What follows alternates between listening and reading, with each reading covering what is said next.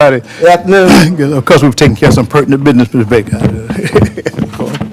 Good to see everyone. I think, I'm sorry, I jumped the gun with Ready? we're trying to synchronize with our new media director. Sorry, sir. The school board has 4 of those, we have 1. I'm getting in trouble tonight. All right. Good to see everyone. Mr. Brown, has the meeting properly advertised? yes, sir, and we do have a quorum present. Thank you, sir. All right. Let us stand now as we will have our prayer and our pledge of allegiance.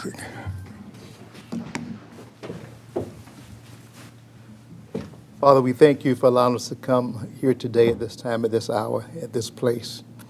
We ask now for your profound guidance, for your knowledge and understanding as we go about the business of Liberty County Board of Commissioners. We thank you for your grace and your mercy and that you've allowed us to have a beautiful day and come this far.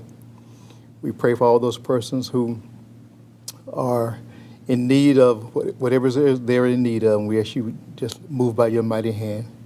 And we ask you to bless these commissioners one by one, name by name. We do bless the presence of the Chairwoman Baker, who's with us today, and the entire Liberty County Board of Commissioners as they prepare for the upcoming school year. That's a big job, moving into this new pandemic mode of operation. So we lift them up in prayer today that they will have a smooth year. Then God bless these county employees, all these persons who work for the service of others. Then God, we ask you to save us in Jesus Christ's name we pray. Amen. Amen. Amen. I pledge allegiance to the flag of the United States of America and to the republic for which it stands, one nation, under God, indivisible, with liberty and justice for all.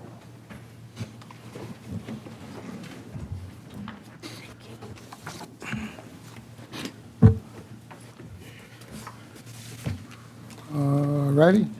Proclamations, Mr. Brown, Small Minority Business Week. We do that first. And then, Commissioners, if you will, we want to move up the Liberty Complex gym naming. So since we have a good representation of persons here, we'll get them in and get them out. We'll move that up under new business immediately after we do the proclamation. Is that all right with everybody? By consensus? Yes, sir. Yes. All right, thank you. All right. Mr. Chairman, this is a proclamation in support of Minority Small Business Week.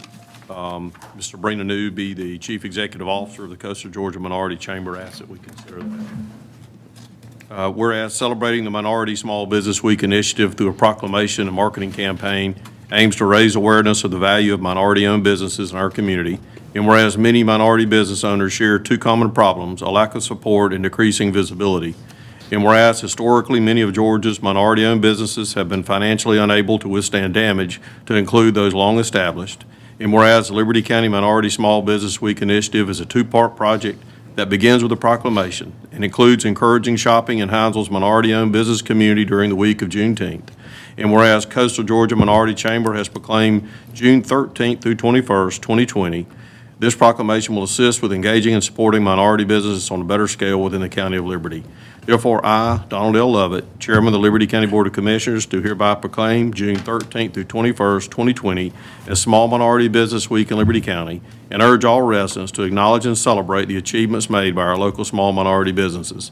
In witness thereof, I have hereunto set my hand and caused the seal of Liberty County Commissioners to be affixed this 18th day of June in the year of our Lord, 2020. Okay, I will sign that. Commissioners, let's vote on this to make it an official part of our meeting. So can we have a motion to accept the? Is there Second. Motion and a second. We accept the proclamation for Minority Small Business Week in Liberty County. Any further discussion? They've been done. All in favor, raise your right hand, please. Those opposed? All right. The proclamation will be signed and approved as presented. Thank you, sir. I forget the amount of time, some time ago, there was discussion in Liberty County, I guess when we were doing the, Mr. Brown, the auditorium at the complex. There was discussion about naming the gymnasium. And even at that time, there was a consensus among the group about that naming process.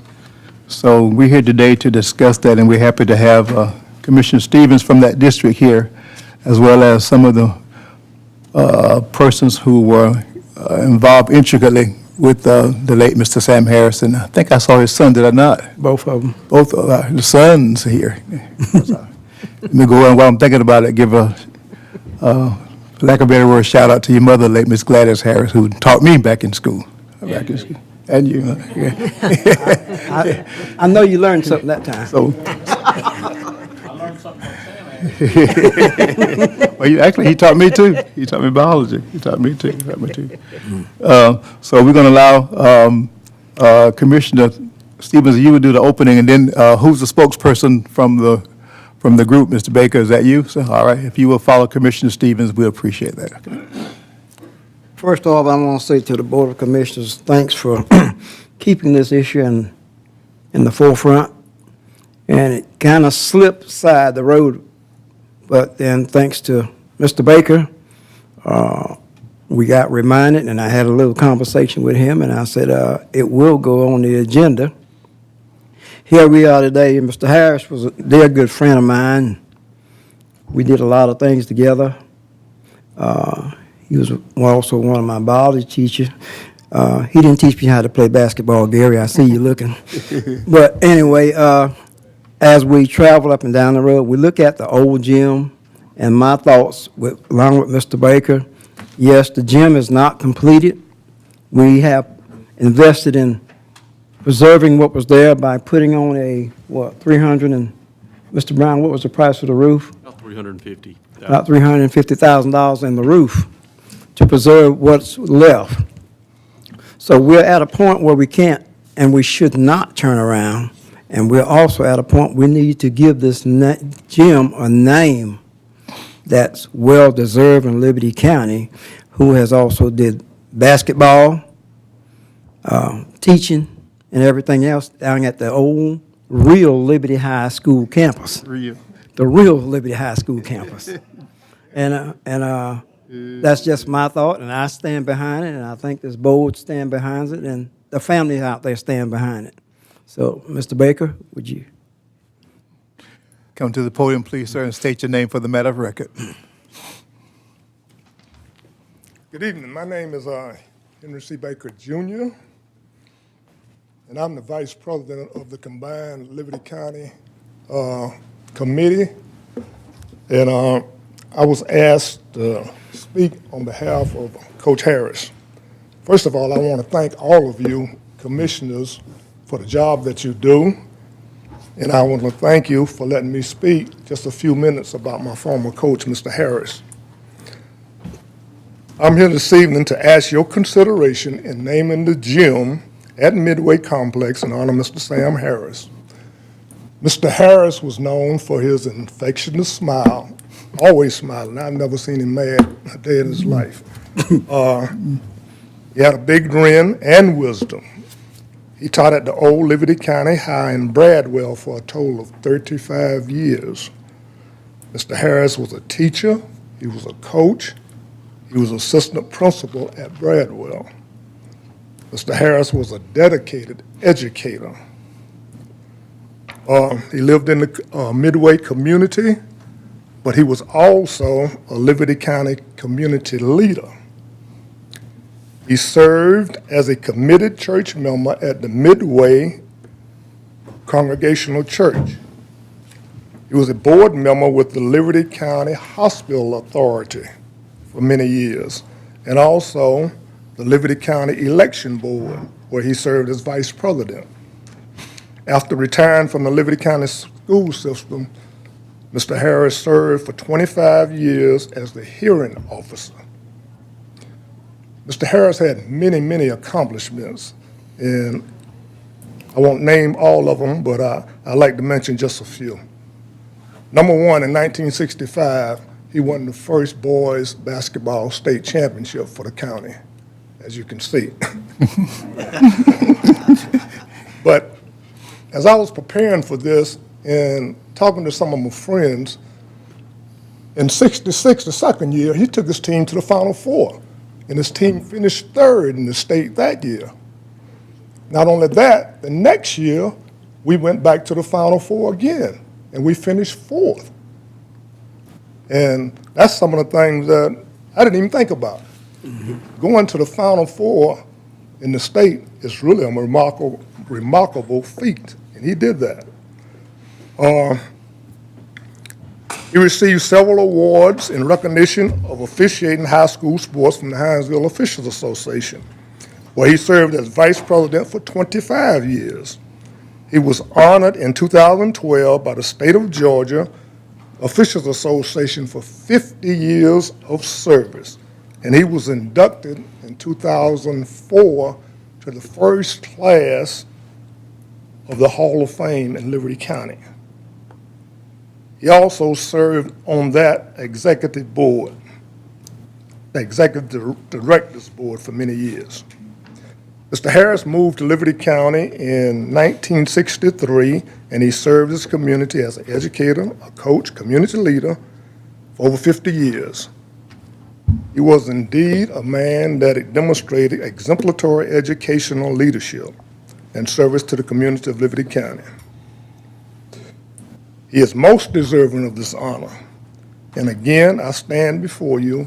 If it wasn't for the pandemic, this room would have been crowded today for people that wanted to come support this effort. But have his sons and their wives and my wife and daughter here, just a few of us. But it's many, many more people that would love to see this go. And I ask that you name the gym at the Midway Community Complex in honor of Mr. Sam B. Harris. I thank you very much for your time. Thank you, sir. Thank you, sir. I'm gonna. And I do have some bullets for each of you commissioners, so you can remember what I said. Mr. Brown. I need one for the dedication thing. It's 10 of them. Okay, I'll pass it. Let's go. Mr. Chairman, I'd like to say something about Mr. Harris, Coach Harris. We want to recognize him. He was about as fine a man you'll ever find in Liberty County. Even, not just Liberty County, all over. Yes, sir. Coach Harris was, I've had him when I was at school, but he was a good man. And he's going to be missed. He will be missed. And if we can do this simple thing, that'd be great. Thank you, sir. What's gonna be the official name of the gym name? I would think it would be the Sam B. Harris Gymnasium. Yeah, that's just my thinking. Yeah. I mean, That's right. Is it Sam or Samuel? You want to put Samuel. Sam? Samuel. Put Samuel B. Samuel Harris. B. Harris, right. Gymnasium. Yes. That's right. That's what I we're. think, looking at Gary, we were 1 year apart. We can truthfully say, if it wasn't for Mr. Harris, a lot of kids would never finish school. that's exactly right. I was talking about my friends a lot. He did a lot of it. Miss Harris, I was gonna take it out.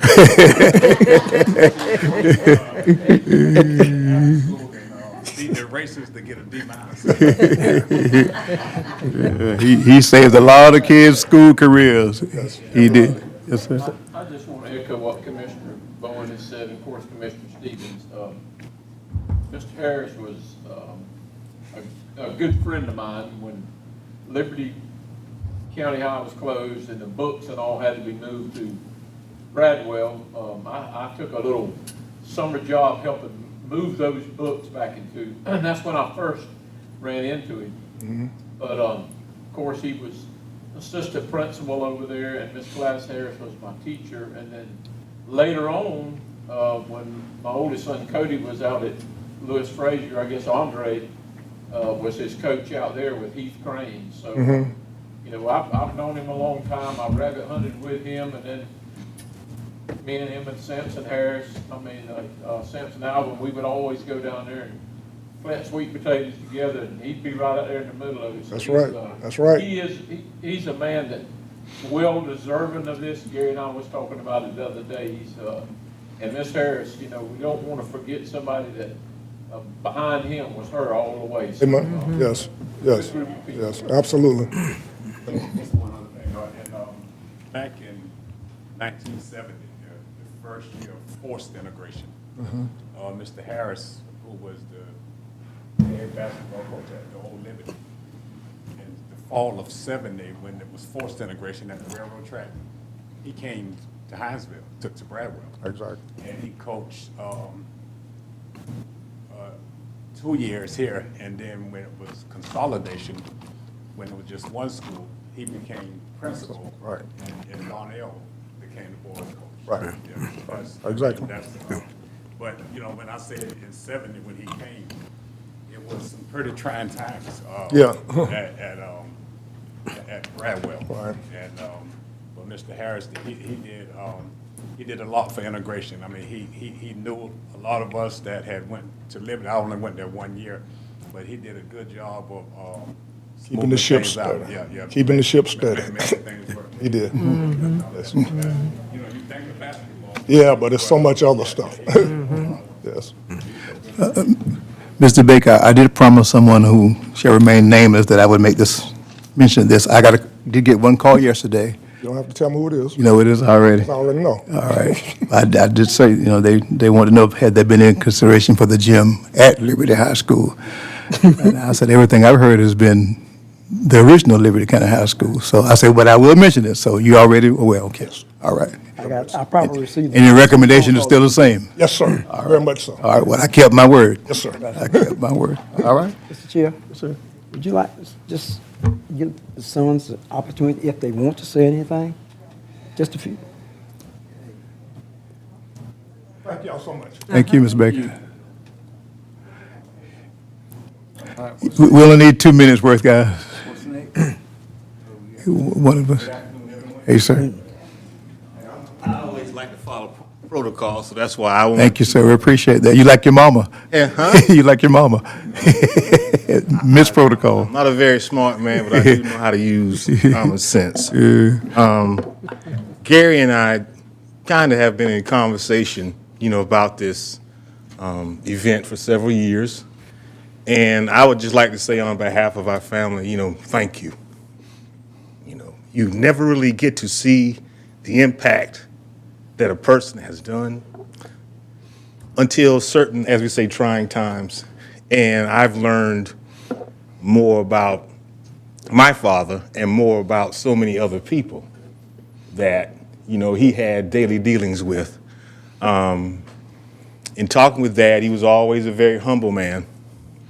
And even Gary and I first started talking, and I approached Dad, Dad said, I don't want to push the issue. He says, I did, and I went where I was called to do what I felt that I was directed to do for the citizens of this county. So it's truly an honor, and I think it'd hopefully be something that will inspire the next generation of leaders and the next generation of people that put the needs of a society or a county before their own personal needs. And I would often ride by that gym and smile. I just remember sliding down the equipment room. We'd always slide down there, and I'd watch all these different athletes and just people that would become community leaders. So it was an honor for myself and my brother to watch, to grow up and watch many of these young people, first as students and now as stewards of this great community. So from behalf of all of us, we'd like to thank you. Thank you for your consideration. Thank you for your time. And thank you for honoring our family. Thank you. Thank you, sir. Andre, I coached Andre. I let Andre play his daddy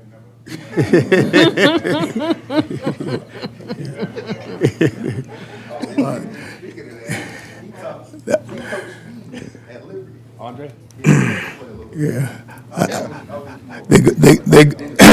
They going down memory boulevard now. I wasn't a good basketball player like Tony, so I had to figure out something. And always growing up around a football field or a basketball field, basketball court, I said, well, I'm not such a great athlete, but hey, Who will collect? I might can coach you a little bit. Okay, all right. All right, let me bring you guys in. Y'all going down memory lane. All right. Mr. Chair.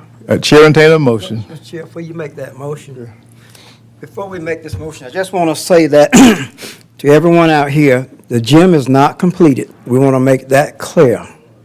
There's a lot of work still need to be done. But as I spoke with Mr. Baker, Chairman Levitt, a few of the other commissioners, that perhaps maybe we can go ahead with the naming of the gym.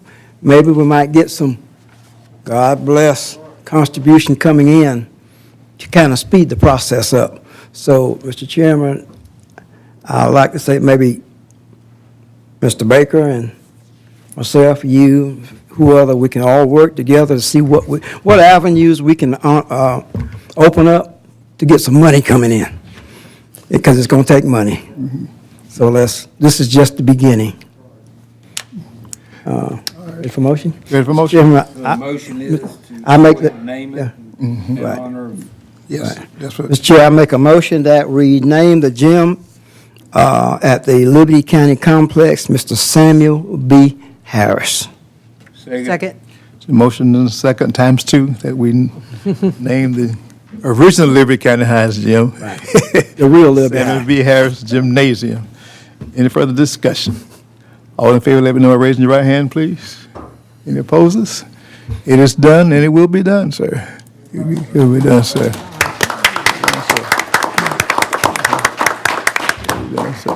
Well deserved. At this time, the chair will allow you all to be excused. Okay. But you don't have to go, you can stay. One more meeting, Ms. Baker.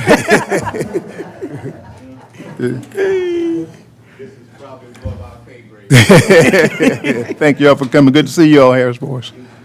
Yeah. Okay. Mr. McCollum, let's get down to the good and dirty stuff now.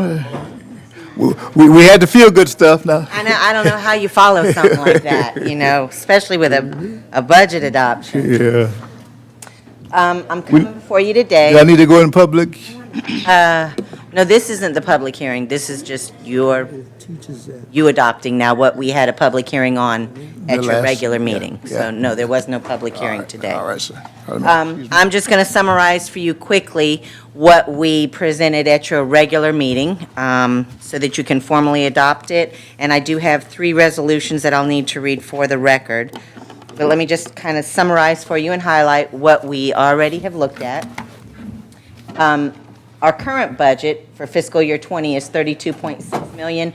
The proposed budget for fiscal year '21 will be $35.4 million. It's about an increase of almost $2.8 million, which is about an 8.5% increase. We've talked about the bulk of that being standing up a full-time fire department. That is probably the most significant piece of that increase. You can see here our revenues that we've got outlined.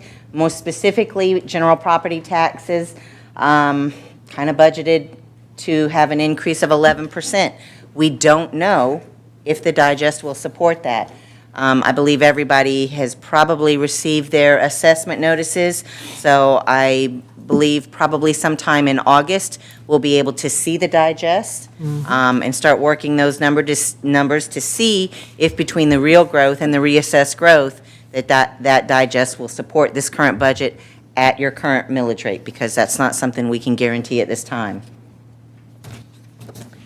Again, your biggest increases here, dollar-wise anyway, are your salary and wages and your employee benefits, and then also the capital outlay. Those, again, relate to the 18 firefighters that we intend on trying to bring on board this year, and their benefits and some of the capital outlay required for those fire stations.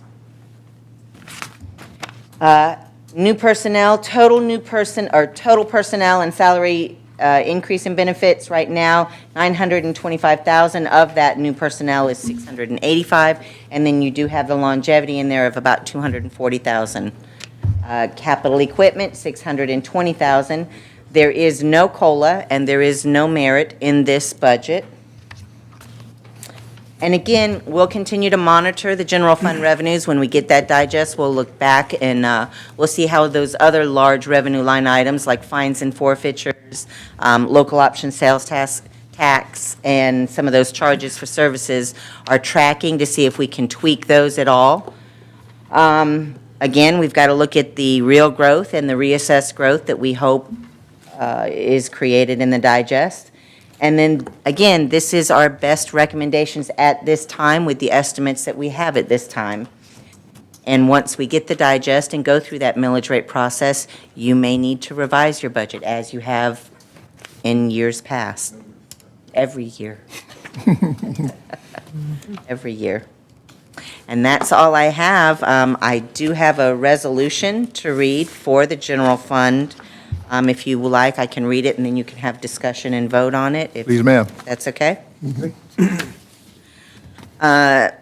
Resolution of the Liberty County Board of Commissioners, whereas the administrative staff of Liberty County has prepared and submitted to the governing authority of Liberty County a general operations budget for the year beginning July 1, 2020, and ending June 30th, 2021. And whereas the Board of Commissioners of Liberty County has studied and reviewed the prepared budget, it is considered in the best interest of Liberty County Board of Commissioners to adopt the budget. Therefore, be it resolved by the Board of Commissioners of Liberty County, Georgia, that the budget attached hereto and made a part hereof for the year beginning July 1, 2020, and ending June 30th, 2021 is approved. Chair? Any questions for Ms. McLaughlin? It's on. Yeah. I don't have any questions, Chair, but if you would allow me, I would like to make a comment. Yes, sir. Yes, sir. This year, I wasn't able to make any of the budget meetings. With my day job, I taken on some extra regional duties, so every time we had a meeting, I wasn't here. Past years, I did attend some of them, but I missed them all this year. And I know the budget process, and I know that painstaking job, and we do everything we can. And so there's no doubt in my mind, even though I wasn't here, that this budget, a lot of time and effort went into it. But we're in trying times. With this pandemic throughout the world, it's hit home. And, one thing that happens just about every year since I've been on the commission is the employees, our county employees. And you can see the highlight on here again. It's been on here several times. I think we were able to do something last year for the first time in a while. But when the note in red that said there's no COLA or merit, and I look at the budget, and when I was here last week, and I took it home, that's the first time I got my budget book, and I looked at it, and we got mandated services, we got essential services, and discretionary services. And again, I know the Finance Committee and this board did a great job of putting this budget together, but somewhere, I just wish that that there was consideration. I know it was considered for the county employees. I mean, we got a great group of county employees, and it's kind of like, it's not an afterthought that they don't get merit or COLA or longevity, but I wish that, and I'm going to vote to approve the budget. I mean, we'll have my vote, but I just wish that it was some way that before we spend any of these funds, whether it's essential or discretionary, and then when we look at the line item for like $685,000 for new employees. And I know we have a fire plan. We've had one since I've been here. And that fire plan is going to bring in new employees. So we got X amount of employees now that we are not going to budget a pay increase for. Yet we're going to bring in new employees at over 600,000. Now, and I know the fire plan is important, but when you look at it on this list, where's fire, Kim? It's essential. Essential. And I can't think of anything that we do here being more essential than these county employees. I was talking to Eddie over the weekend, earlier this week, and I know that I have called Clinton Wells. Clinton and I have the same job. His with the county, mine with the city of Hinesville. And I have called Clinton on weekends when I get a phone call from Homestown or Walthallville. And he could be in a tree stand whispering. He can barely talk, but he answers the phone because he's got me on his caller ID. And he would take that call, and he would respond as soon as he can. And I know a lot of other county employees that answer that call all the time. And times are tough all over. Our employees deserve something. So if we can't do anything for the ones that we have, it makes bringing in brand new ones a little more difficult. Now, I know we have a fire plan, but I know what Clinton did today. I know what he did yesterday. I know what he would have did last night had I called him. Don't know what the fire situation was last night. And fire, it is essential. And we talked about that, and we are going to fund that. But I would wish that we would consider, when we get this budget and we approve it, that before we bring in one additional employee, that we do everything we can to take care of the ones that we have here. Now, that's just my thought. Again, I wasn't here. I know it was a lot of hard work and dedication to put this budget together, and I appreciate the help that everyone did in my absence. But I know what it takes to run a public works department, and I've been here, this is my 12th year. I got a pretty good idea of what it takes to run the county, and it's people. It's the hard-working, dedicated county employees that we have. I've seen Joy Brown in the control room at the EMA, day and night. And we never had hurricanes in Liberty County, but we had them every year for the last couple of years. And he was right there at the command center. When the pandemic hit, Joy was right there at the head. And I think the other cities even followed the county's lead when they didn't have to, So we know what we got in our employees. And I don't know if you want to consider any county employee, from Jerry Johnson and the guys that do building and ground maintenance, to Paul Zegman in building and licenses, to Kim in finance. I don't know if you had to put them on this sheet, if you would consider them mandated, if you would consider them essential, or you would consider them discretionary. But they need to be considered. And every year, more often than not, and then 3 years from now, we'll try to play catch up and do something for them. But for any county employee to not get something this year, I have gone to the Christmas luncheon that we have. And some kind of way, someone that I've never seen will walk up to me and shake my hand and say thank you for the longevity, because they didn't know until the last minute. Yeah. I mean, they didn't know. So, we put this together, and every year we start out with a blank sheet. And the first thing that we need to put on this blank sheet need to be the county employees. Let's start there, and let this other stuff fall in line behind that. Now, I'm not a fireman, and I'm not against the fire department. We got land, that's part of the plan. We're gonna put up buildings, we're gonna have 5 trucks, and do all this stuff. But $685,000, and then we got all of these county employees that's just gonna have to take it on the chin. Have to take it on the chin because we couldn't find nothing for them. And again, I'll close with this. I don't know if they mandate. I don't know if they accept. I don't know if they're discretionary, but they need to be in here.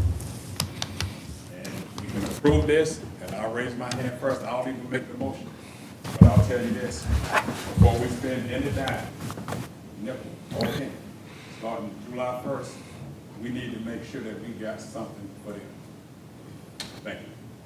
Thank you, sir. Thank you, sir. Yes, I get the echo for the county employees and say thank you so much for the comments, because we've got a very dedicated staff. And we do propose, the budget does propose to hire firefighters coming out of the chute. So I'm going to ask Kim off the cuff, and this is a way off the cuff, and she knows what I'm fixing to ask, is, That's staggered. I don't know whether I think we did probably produce at some point in time in the situation numbers related to COLA and or merit for employees, but it's probably something we could grab. Actually, this year, we did not even do those calculations. I do appreciate those words, and every county employee who hears that will appreciate those words, because your employees are your most valuable asset. And we do support Mr. Brown, and we do work and support his efforts and Mr. Mosley. This was the first year we did not even do the exercise of telling you what a COLA or a merit would be, because we recognized the financial impact that the fire plan would have.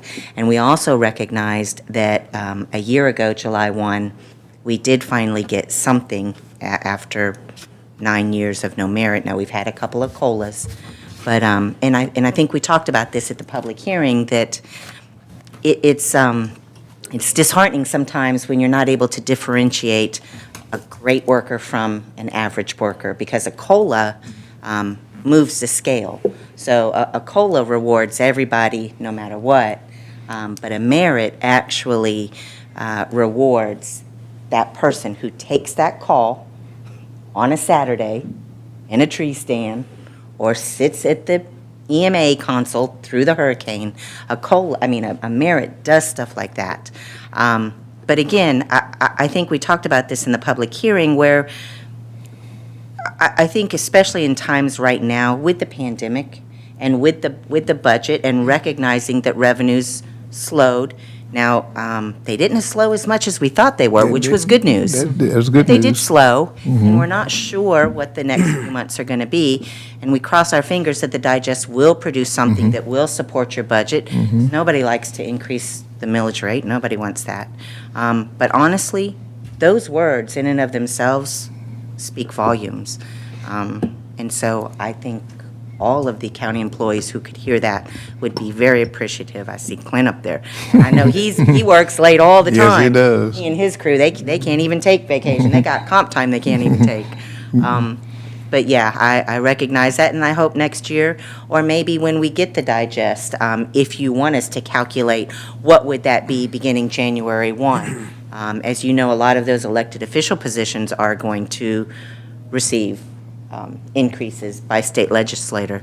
So we can certainly go through that exercise when we get the digest and when we set the millage, to at least give you an idea of what a half a year would be, and either do something merit or COLA based on evaluations. And that's something we could look at in a couple of months. Which is that's what I was thinking as he was talking. Once we get the digest, we'll see just how much room we have. I think we have to be, thank you for your comments, Commissioner, we have to be committed to both, because we have promised the people, and after having the study done, of course, that this is how we need to stand up our fire department. So that has to maintain, has to be there as a priority item, as well as, you're right, so our employees who keep us going day to day. So both of them are vitally important to success of Liberty County.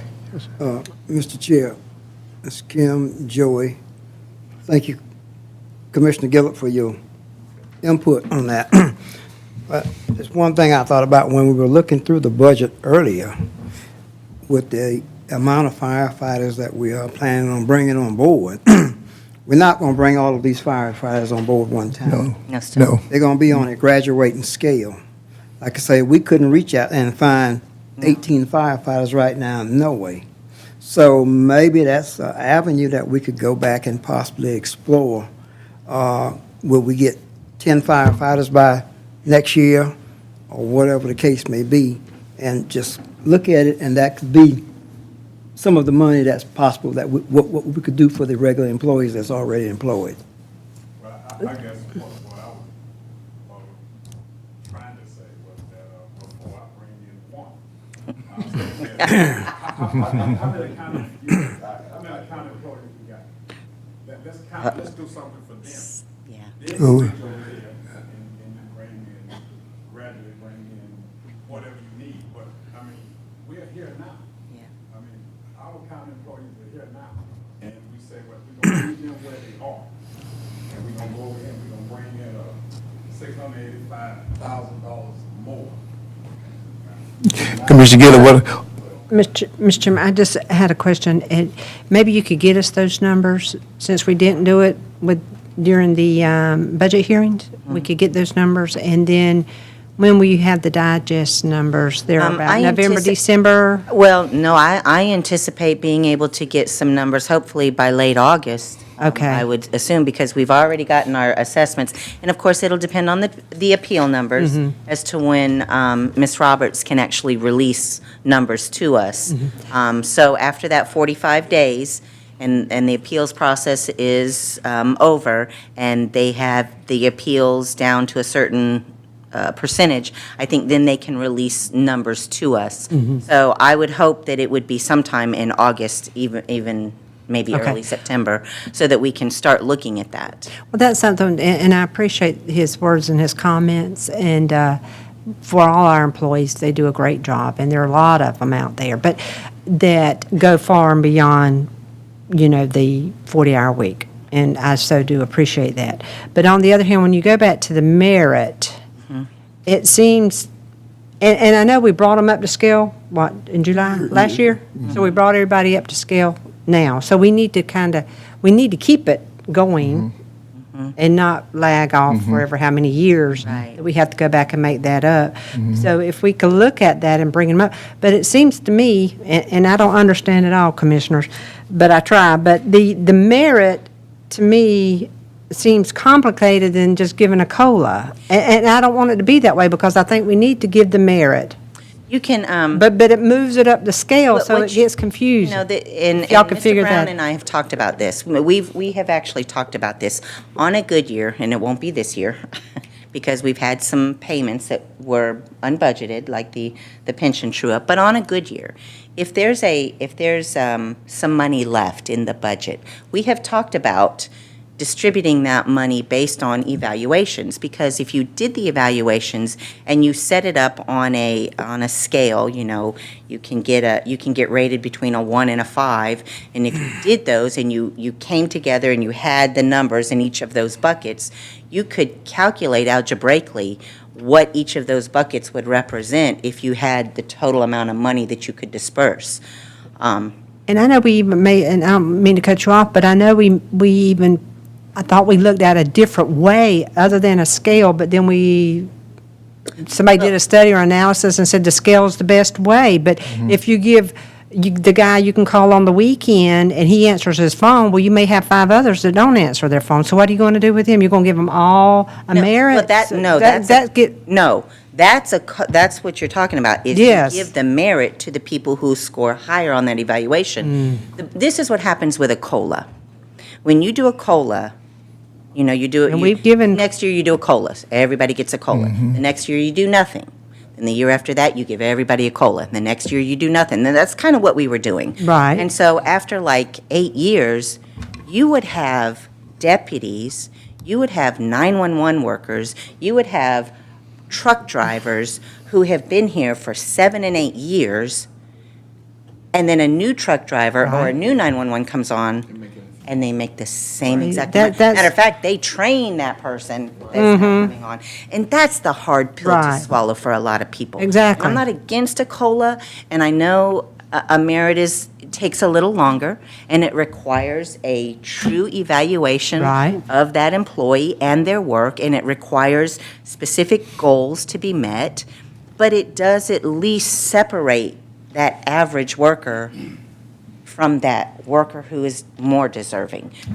Yeah, so that's something that I think as the commissioner, I can't speak for everyone, that we've kind of just been given the COLAs rather than giving the merits, because when we trued it up and we brought it back in, then everyone got the merit, which, whether they weren't evaluated, they were brought back up because of the after the analysis and Well, study. This UGA study is So- the thing that actually kind of trued up everything that Yes, had been so long unbalanced. But we Unclear. haven't had a merit in like over 9 years. Yeah, we need to do something Yeah, so if to you get that on remember- track, to do it more often. Okay, so you reset this last year. If you remember Alex's presentation to you, his recommendation and what she described, he described perfectly to y'all. Yeah. Compression. It That's happens right. internal to the system.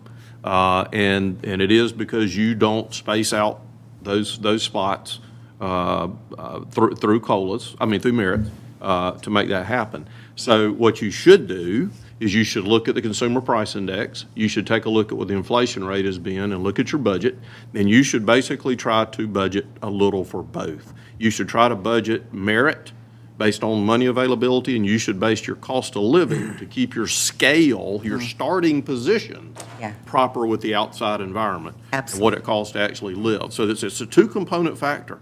So what you've done, you've reached out to COLAs, that's the easiest, everybody gets it. Under a merit, everybody won't get it. Yes, If you that's have a merit system where everybody gets money, something's wrong with your grading process. See, and I think that's So- where so- it's so going. that's the reason you basically do both. You basically do both. Everybody gets touched with the COLA.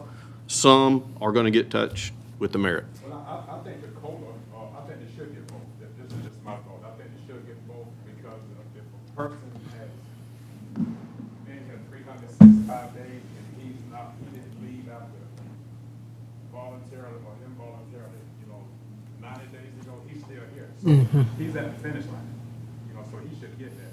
Now, merit is good as long as you don't turn it into a beauty contest. Right. And favoritism. Yep. Now, I'm talking about if a That person happens. sets goals and you evaluate him, and I'm talking about have periodic set down with this guy. Yep. So he won't be surprised when Justin gets 2% and he gets nothing. Right. He shouldn't be surprised because he knows that he did not run as fast or jump as high as this guy. He would know that because you sat down with him on a regular basis. But the COLA, we got to live.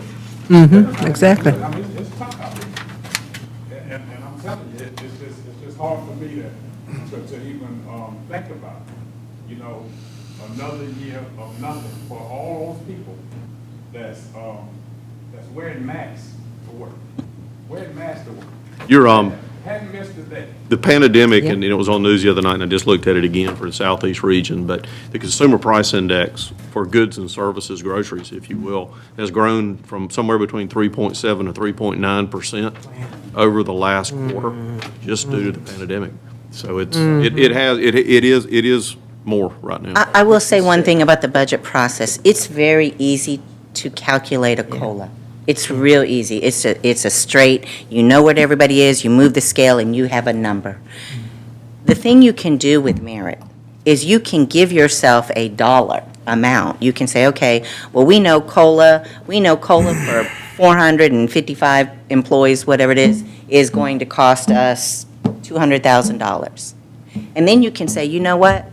We want to set aside another $150,000, and then that is going to be dispersed based on those evaluations. And again, I said it a couple years ago, I set up a formula to where when all those evaluations come in, if you're rated between a 2, below a 2.5, you just don't get anything. Right. You rated between a 2.5 and a 3, you get X, a 3 and a 3.5, you get this much. Because by then, once all those evaluations are turned in, then I actually have those numbers and those people, and so I can back into the amounts that each bucket is going to require.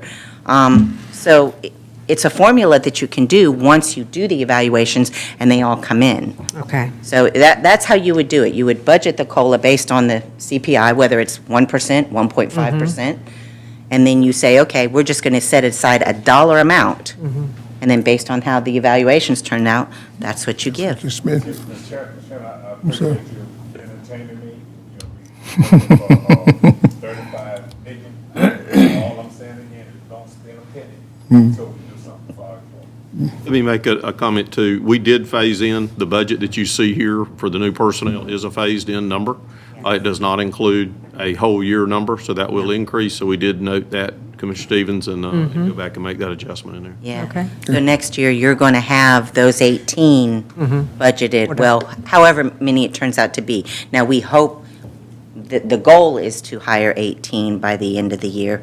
Again, I don't know firefighting. I don't know, I understand it's very difficult to get a certified, qualified firefighter these days, very competitive. So even if we tried to hire 18 this year, we may not be able to. That's the goal. But if we do, then that means next year, it's not just the 685,000, it's a whole year of those 18. So that's just kind of, Heads up. Heads up. yeah. Excuse me. Thank you, Mr. Chair. I still, I have company down here. You have to compete for. About me. But just echoing Commissioner Gillard's statement, and I appreciate that heartfelt statement. And I know all the employees do as well. I know in the past, we've used fund balance.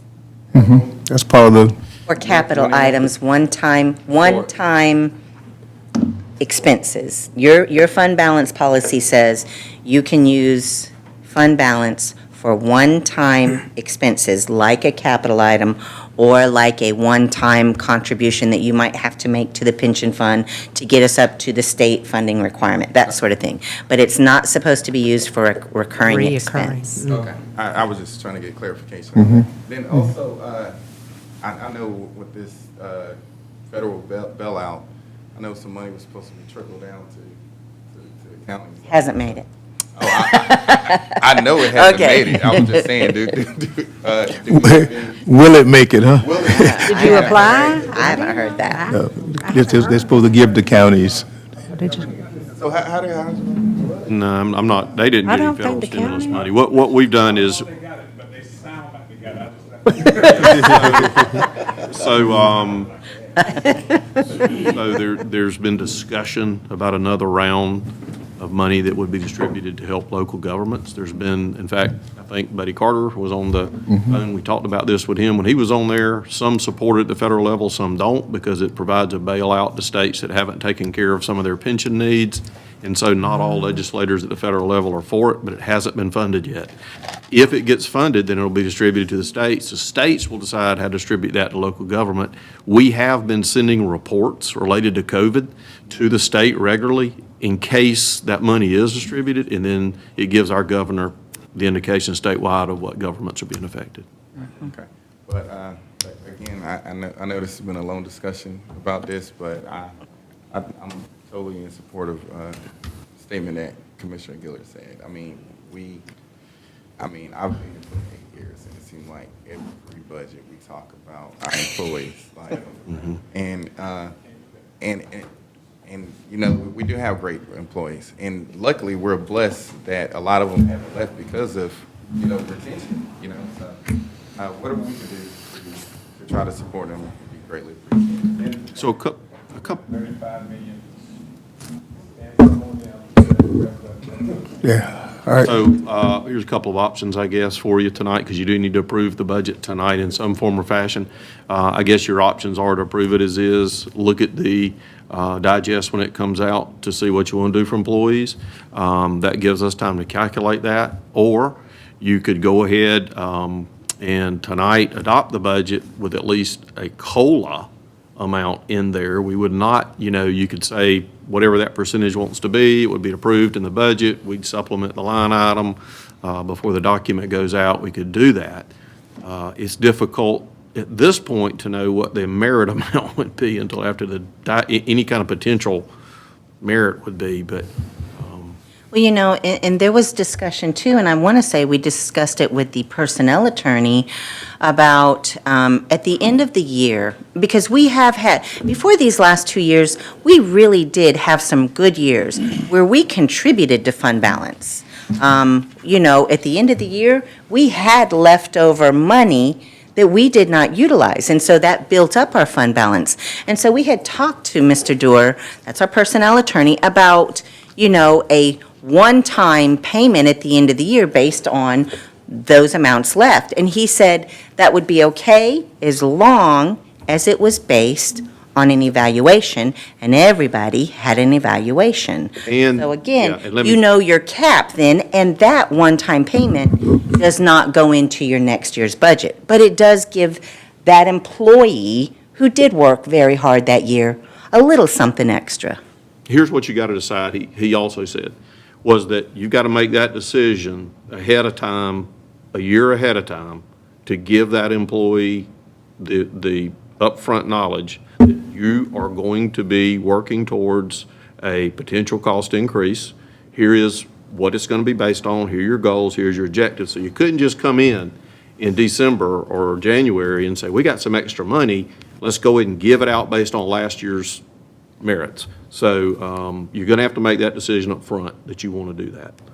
Well, I think that's, that's something that the department head should be looking at, because you never know when we're going to approve a merit. So, if you're saying we got to go a year, we got to let the employee know a year in advance. What Kim's You're looking at it as a performance. I don't understand. I was talking about a one-time payment. Right. A one-time, okay. Instead of a rate adjustment that will carry forward to future years, because that's been this Okay. board's stumbling block. It has Anything been. you do compounds itself Mm-hmm. and increases next year. And so, How if does- you know you have this much money left over, could it possibly be distributed, or a portion of that distributed, based on merit? Yeah, and so where the discussion started, not to prolong this too much longer, but to get the full meal deal, is on bonuses. It is illegal for a county government agency to use public funds for a bonus. I understand that. It has to be geared towards a merit. Private companies can do it because it's not public dollars.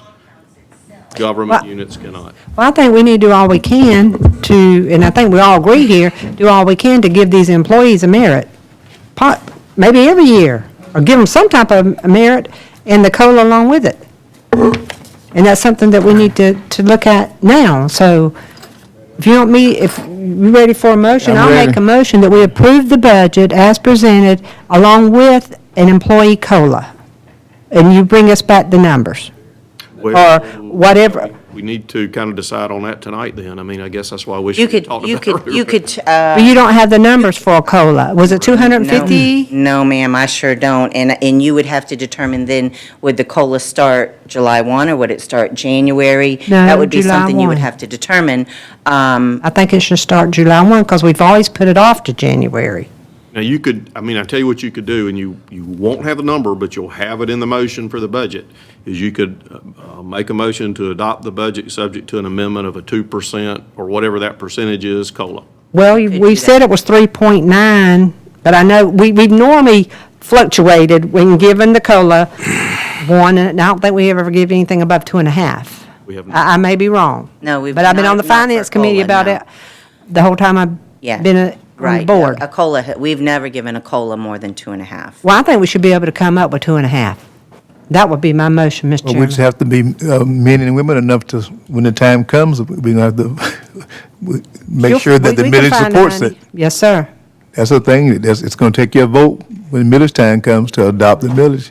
Listen, and let me go ahead and I'll come right With back. the COLA. Come right back to you. Yes, sir. I still have citizens of Liberty County who dial 911 and no one comes. But we got to fix that. That's part of our fire plan. We've got to fix that. But all the, So let's be committed to fixing that as well as taking care of our employees. yes, we're keeping that fire, Is that where we are? standing up that fire, we're keeping that in the budget. We're keeping the budget as presented.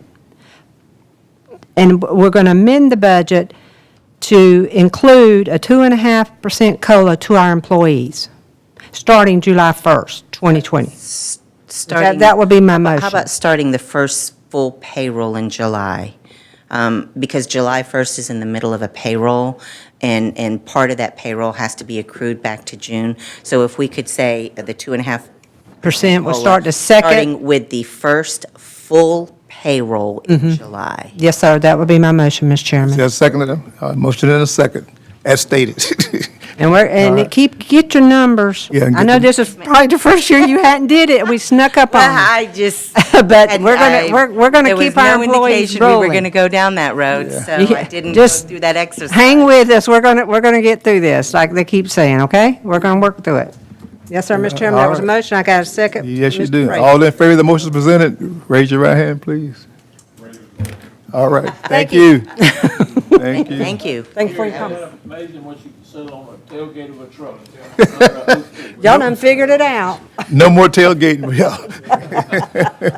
I do want to say one thing, too. I did attend that first little session we had, and it was kind of disappointing, but there was nothing, no more disappointing to me than to run into a young man at a business last week. And we were talking, having a good conversation like we always do. And I said, when are y'all gonna start mowing the grass down there on the canal? He said, I don't work for the county no more. Yeah, mm-hmm.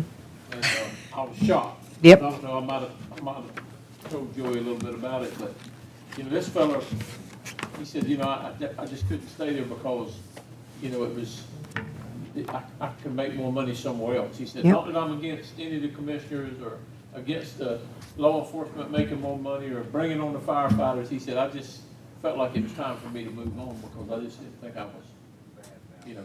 Well, you know, So I'm disappointed in myself for not knowing it. But, you know, we do have a lady that's in HR, Laura, who ought to be able to get these development plans up. Yep.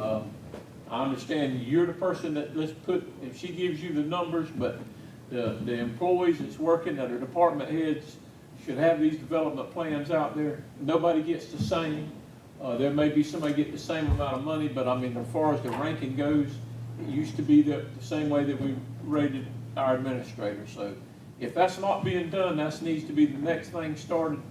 And we'll put them on it. I know you mentioned where the money goes here, but I mean, you're the finance lady. We got a HR person. That's what we need to do. And if, I mean, the way I look at it is, if we can't get that done, then we'll get somebody else that can. But we're gonna have to do a better job. I've called Joey day and night, weekend, Sundays, in church, out of church, and he's been fishing. Every once in a while, he does take a break. And Joseph, you just get used to it, is all I can tell you. I mean, you're sitting down there like a church mouse right now, but I just want to tell you, he's coming. You liable to get a call, Mr. Mosley, on Sunday. You know, Commissioner Gillard's got an area, and Commissioner Thrift's got an area, and Commissioner Stevens, and they depend on fire in some areas. I don't depend on it. You know, I'm fortunate that the people that are in my district have the city of Hinesville to respond. And I know some of the areas outside of the city of Hinesville that the city of Flemington's got it. But, you know, we do have some type of a intergovernment agreement with some of our other cities. I'm interested in seeing what is the the dollar amount that we're getting from them that they have obligated to us. And it can't go just like our salaries have been for our employees. If it's been the same for 10 years, we're gonna need to change it too. So, you know, I think there's one thing that some of us forget too. Back when I was hired, now I've been here over 18 years, we had a different retirement plan for employees back then. We had a different health care plan. You know, you had different things that kind of supplemented the fact that your wage wasn't as high as maybe some private businesses. But over the years, we started eliminating those. We closed the defined benefit plan. We eliminated the health care at retirement. New employees now pay part of their health care. So it's not as easy to retain those people and attract those people because the benefits aren't even the same as they were 18 years ago. So again, I kind of echo and I appreciate the comments because it is true. It's hard to keep those people when you work for 3, 4, 5 years at the same rate and then somebody new comes on and they're making the same rate too. All right. We've got Joey Brown here, and I can tell you, I've known him for a long time. If this wasn't his home, he'd have been gone. Yeah. There ain't a doubt in my mind. He can say what he wants to, but this is home. And he'd have been He gone. better not say it. There ain't a doubt in my mind. All right, Yes. finance report, please. Okay, so, Okay, well, now. I've got two other quickly. I'm sorry, These we gotta won't do be that. as much because they don't impact your millage rate, so. We got caught up in the this tailgate next conversation. resolution- Yeah, this next resolution is for our special revenue. It wasn't a tailgate conversation, was it? No, we left after that. All right, continue. Yes, sir. Resolution of the Liberty County Board of Commissioners, whereas the administrative staff of Liberty County has prepared and submitted to the governing authority of Liberty County all special revenue operational budgets to include E911, victim witness, multiple grant, child support and recovery, recreations, record service, date, law library, technology, hotel motel, jail construction and staffing, confiscated assets, jail commissary, and Liberty County Projects Corporation for the year beginning July 1, 2020, and ending June 30th, 2021. And whereas the Board of Commissioners of Liberty County has studied and reviewed the prepared budgets, it is considered in the best interest of the Liberty County Board of Commissioners to adopt the budgets. Therefore, be it resolved by the Board of Commissioners of Liberty County, Georgia, that the budgets attached hereto and made a part hereof for the year beginning July 1, 2020, and ending June 30th, 2021, is approved. These are your special revenue funds. So moved, Mr. Chairman. Have a move second? Second.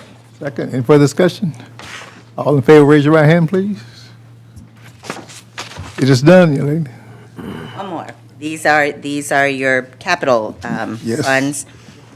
Whereas the administrative staff of Liberty County has prepared and submitted to the governing authority of Liberty County a special purpose local option sales tax budget, which, as you know, is a project-long budget, multiple-year budget, Wright Army Airfield Fund for the year beginning July 1, 2020, and ending June 30th, 2021. Whereas the Board of Commissioners of Liberty County has studied and reviewed the prepared budgets, it is considered in the best interest of the Liberty County Board of Commissioners to adopt the budgets. Therefore, be it resolved by the Board of Commissioners of Liberty County that the budgets attached hereto and made a part hereof for the year beginning July 1, 2020, and ending June 30th, 2021 is approved. That is for your SPOS funds and your Wright Army Airfield funds, and those are your capital Chair, entertain a motion. funds. So moved, Mr. Chairman. Second, Second. any further discussion? All in favor, raise your right hand, please. It's adopted. Okay. I do have your May report. And we only got one more month left in the fiscal year. Yeah. And as I noted the last time I came before you, I did get with the chief deputy, and we did move some money around between his departments. So we only have two departments that show up on your report this month. And the one is risk management, which they had exhausted their funds. We knew that. That is the department that pays for all of the liability insurance. But unfortunately, this year, it also took a big hit because of the contribution that we had to make to the pension plan. So that budget is exhausted and actually ran over this year, and hopefully will be covered by other savings in other departments, and if not, through the use of fund balance, because again, that was a one-time Right. expense. The other department that showed up is judicial administration, and that is the court reporters. I can tell you, not being in court for the month of May and most of June, hopefully this budget will not be completely exhausted as it is typically in the past. Those are the only two departments that showed up on your radar this month. We actually received in the general fund budget, we have received 101%. We actually received more revenues than we budgeted, and we've only exhausted 87% of our budgeted revenues. So we're looking right. good. You know, Yes, sir. Yes, it sir. looks like one of the best department line item down here that has spent nothing would be indigent medical care. And I'm not sure he had any this year. I'd have to go back. We don't have many each year, but on occasion, we'll have one or two. There's a few. Right. We have, at the end of May, we have 6.4 months worth of operational expenditures in our fund balance. This time, 1 year ago, we had 6 months, so we're doing very well. Solid Waste has a net income of about $585,000 during the month of June. We will record those year-end entries for depreciation and true up some of those accrued interest expenses that we do each year. So you'll see that diminish a little bit, but I still expect them to end in the black. There is one department within the 4 departments of solid waste that's running ahead of schedule, and that's your solid waste disposal, and that's because of the payments made to Broadhurst Environmental Waste Haul Trash Services, but collectively, they will come in under budget. All of your special revenue funds are operating within their budgets. And then your SPLOST reports. As I mentioned, we really thought we were going to take a big hit Whooping. on sales tax, but we didn't as much as we thought we would. May of 2019, we actually received in sales tax revenue $705,931, and May of 20 we received $742,000. So we received more in May of this year than we did a year ago, even though we had this pandemic and we had shutdowns. Now, Hand sanitizer. and I understand alcohol was a big seller too. Baby wipes. You're right, toilet tissue.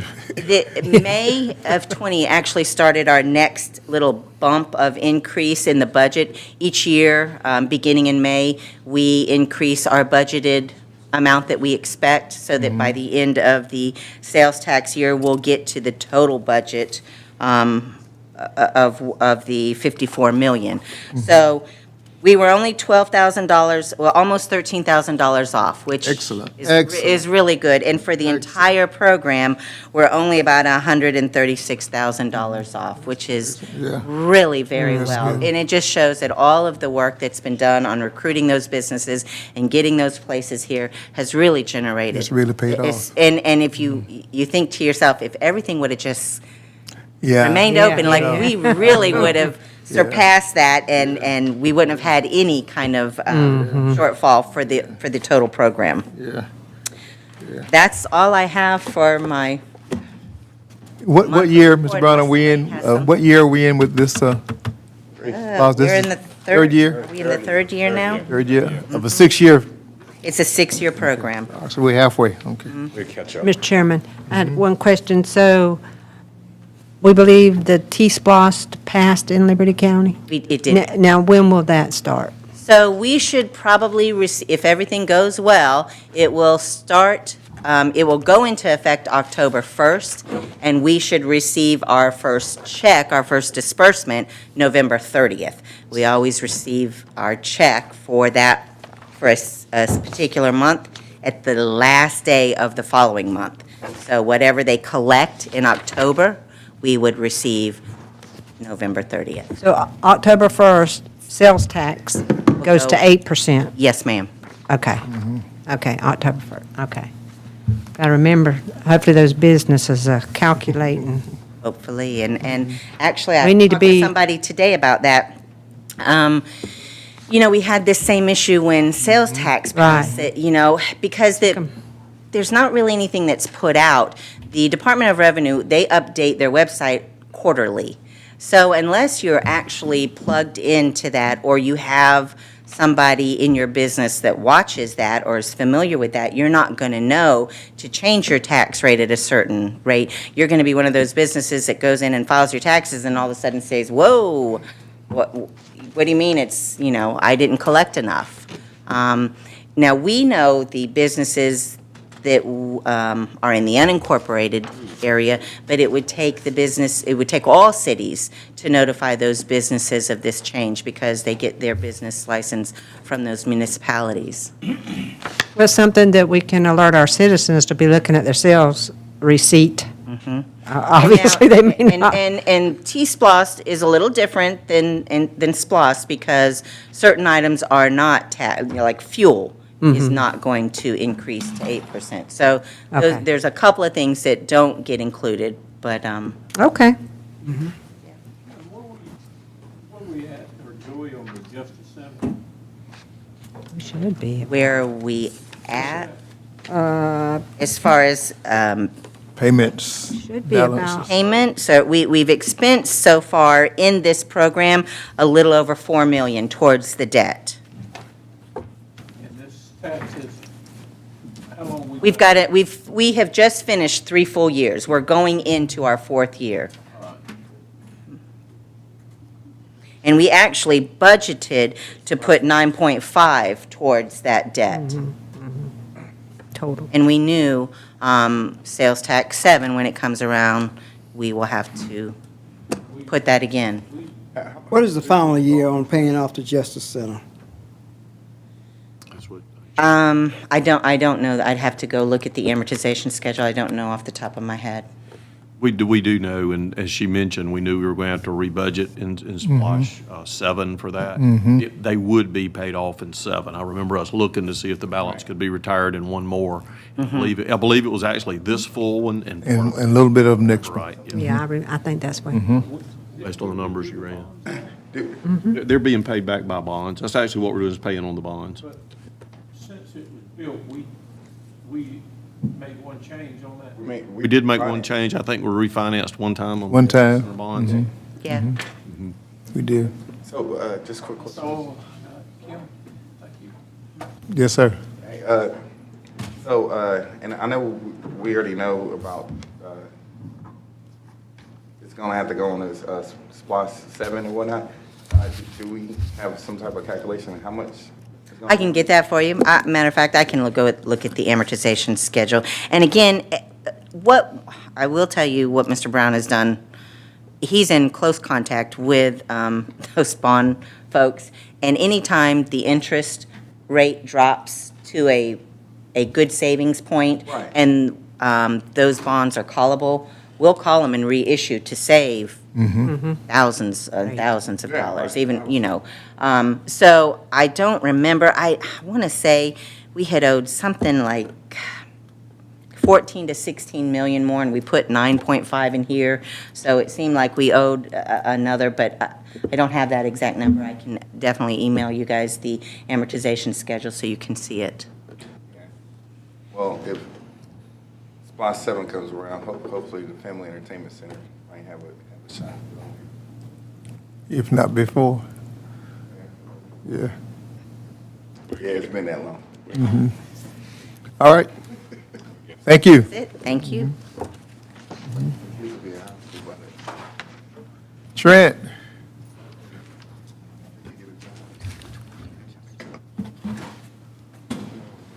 Good evening. Good evening. Wanted to kind of give you an update on the Isle of Wight Fire Station. One thing we need to talk about tonight is a garage door opener. The garage door is pretty heavy. It can be done, but the fire department has asked that we add a garage door opener on it. It'll be a commercial grade garage door opener, so it'll go fast. The cost for that is $1,765, and then I have to do another $150 because I got to get electrical over to it.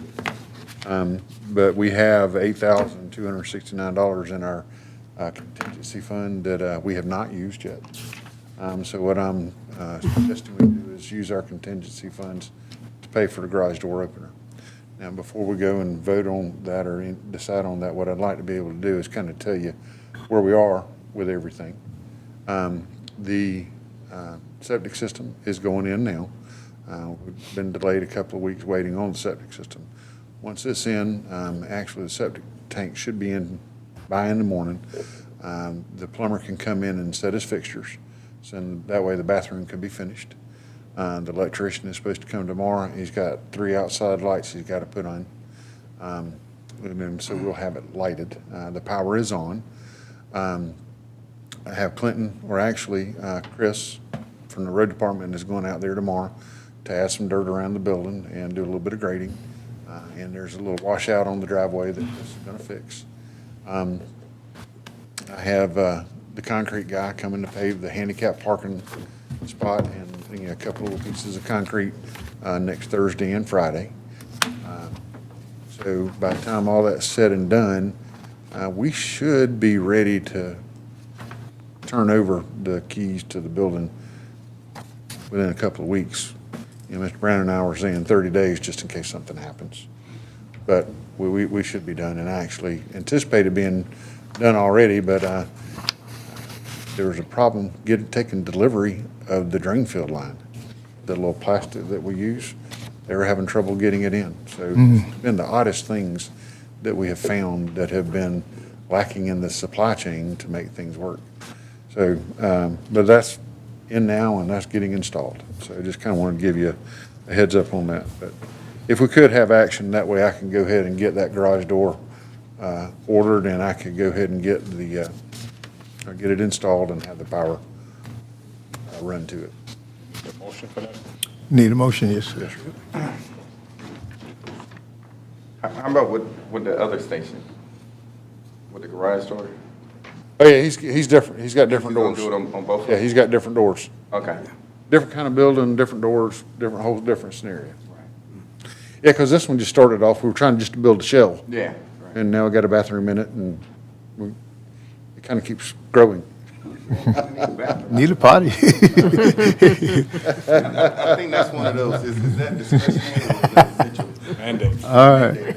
Yeah. All right, Chair, entertain the motion, but that's 1785, Trent. Mr. Chair, I make that motion that we go ahead and move on with the addition to the door Yes, sir. for the fire station. Yes, sir. Okay. Other than that, everything has been within budget. So Okay. we had a $100,000 budget, and hopefully we won't spend all the rest of this Contingency, We're gonna come okay. in All and- right. Is there a second to Commissioner Stevens' motion? Second. Motion and a second that we approve the additional expense for the Isle of Wight Fire Station. Any further discussion? All in favor, raise your right hand, please. All right, it's approved, sir. All right, the East End Fire Station, that's moving along. They've got a lot of things up now. I know Mr. Brown has some pictures he circulated about how it looks out there. The steel's up, some of the concrete masonry units are going in. We got inspection results from Whitaker today that all the rebar's in like it's supposed to be, so everything's going along pretty good there. Lewis Fraser Road, the contractor actually finished on time. The only thing we were lacking is the grass growing, and then, of course, we got all the dirt out there and then it rained. We're Washed away. constantly So they need to come back. wrestling with it. And Yeah. so they are. And they're starting on 3rd Street this week. So we got the same contractor in town. So that's working along okay. Trent, before you go any further, that MWB policy, Yes, sir. was there any participation? In him? No, sir, it wasn't required because of the type of work that he does. And it's all just asphalt overlay, so it wasn't required. You talking about the fire stations or Lewis Fraser? I was talking about the fire station. The fire station? Yes. Yes, sir. We do. In fact, he. I think I asked that before. Well, I'm not, but as you recall, you did something, and we'll get, but yes, short answer, yes. Yes, sir. He exceeded that, as a matter of fact. Right, I was We just did. getting, okay, appreciate it. All right, get back to where I was, sorry. Yes, sir, but we were cognizant of that as we were going through explaining folks. Melvin Lane, it isn't actually in District 5, Yeah, can you move it back to District 5? or back to District 4. Yeah, I got called out a minute ago. Should be District 1. That's why, yeah. He's not catching her, he's not I coming. got it. Down here by him. Come on, y'all. All right, so that project is $374,000. The contractor's Taylor's Creek. Right now, they're not working. They've done everything they can do. I'm waiting on a telephone line to be moved. We have been dealing with the telephone company every day for the last 2 months. We had some progress. We were told that it was going to be moved 2 weeks ago. And as of yesterday afternoon, it was not moved. We have started moving into trying to go to higher ups to see if we can't get it moved. And we're at that position now, just trying to figure out who, because we've got to go somewhere outside of Liberty County to help get some help on this. So it's a single line that serves 4 houses, so there's not a lot of incentive for them on that. But it is something that we are working on diligently every day. So don't think that we're not on top of it. It's just trying to get the 800-pound gorilla to move a little bit. Let me say something, Mr. Chairman. That's 68 days how long that project's been held up now. There was a little bit of rain delay out whenever Commissioner Giller looked at it with him, but to have that telephone cable is within the county right of way. Mm-hmm. Okay, it's within the county right of way. It's in basically the road. And, I mean, right now, if they're gonna drag their feet like that, I think the best thing to do is let our county attorney go down there and deal with it. I don't, this right here, it's gonna be raining again, and they're not gonna be able to fix it.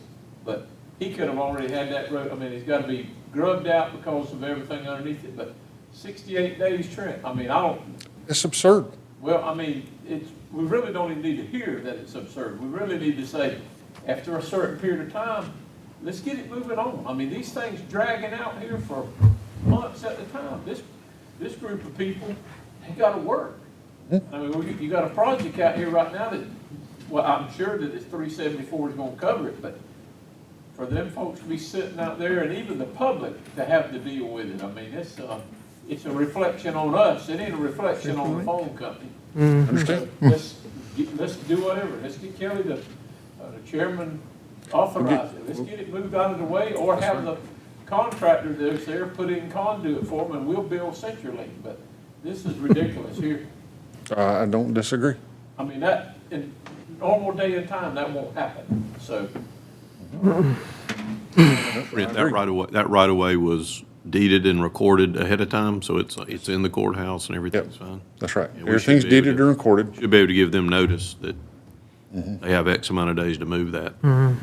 Let's do it. And they do have, okay, yes, sir. I will get with Kelly tomorrow to make sure that happens.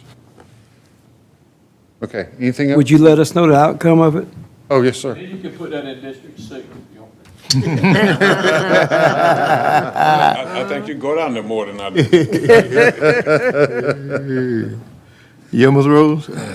Yeoman's Road, still waiting on funding on this, kind of looking at it. Yeah. And I didn't bring that Gotta get together. over with me. I will send that to you in just a little bit. But the price right now is $989,000 is how much the projected cost is for doing that roadway. And what's the length of that road? It's right at a mile. Right at a mile. Me So, It's a Mr. little Chairman, less. Mr. Chairman, Mr. Chairman, My I'm best gonna friend. need about My best- $500,000 of your money to get that road paved, and then I'll try to repay it back to you. But we do need to move on with that road, We'll work out something. okay? But we do need them to go ahead and make a decision, because I think the longer we wait, the price goes up, We'll work agree. out something. okay? Well, the other thing that's happening too is we have one of our pipes that crosses the road and discharges into the marsh is starting to fall apart, and I need to fix it. And so Clinton and I were talking about it today, or actually yesterday. You know, we have it on target to replace that pipe as part of this roadway construction. And if we were going to be moving on this soon, I would defer to replace that pipe with construction. If not, then what we're going to need to do is go ahead and get Clinton to fix it, like it would be fixed with the, under the construction plans, and pull that out of the construction. We're going to need to do something on it soon, so, you know. We'll get together. That's the one. You know, the pond at the end of the retreat? No, it doesn't go into the bird pond. You know, at the end of the Phase 2 or the retreat side of Yellow Bluff, there's a pond, and then it goes out of the pond underneath that's different, Yeoman's Mr. Road, Chairman. and then goes to the marsh. Who put the pipe in? Contractor? Oh, contractor put it in 20-plus years ago, right at 20 years ago. Yeah, and it's the HDPE pipe, and we're Out of seeing, Yellow Bluff? yeah, What subdivision you talking about? retreat side of Yellow Bluff.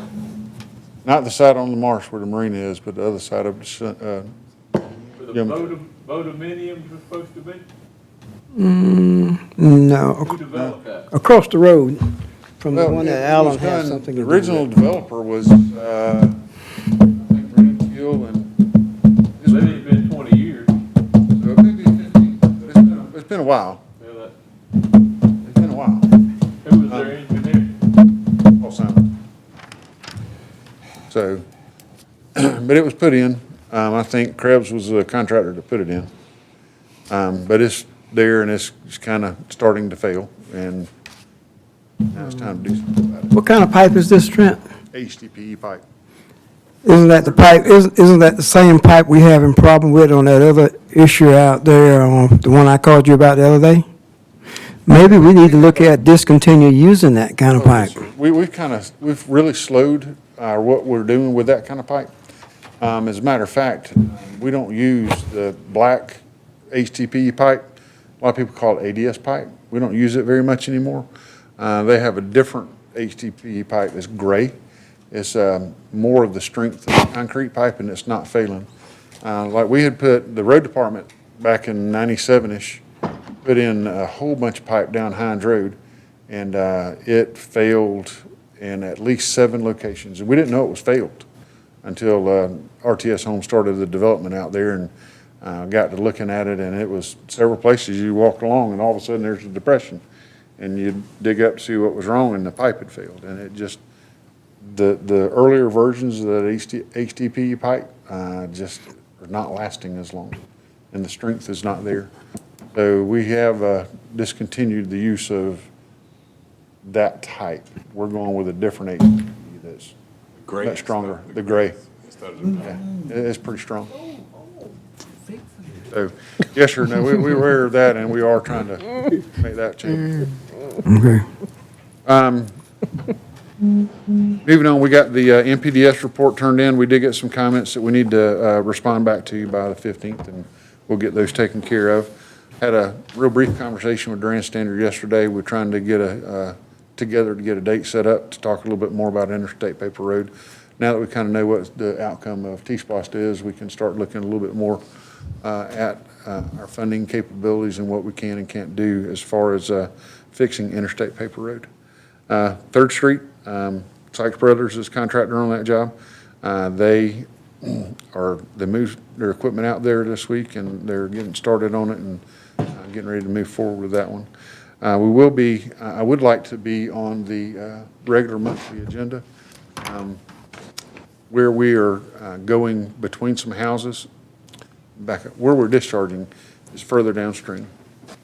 And we are discharging in an existing ditch and easement that runs between a couple of houses. The road superintendent has asked that we try to pipe that area so that it's easier for him to maintain it. So what we've talked to the contractor about is getting a cost to try to do that and see how much extra it was going to be to pipe it all the way back to Lake Jericho so that Clinton doesn't have to maintain that ditch in between those houses. So don't quite have that number yet. When I have that from the contractor, I would like to talk to you guys about that and see if that's something that you're interested in us doing.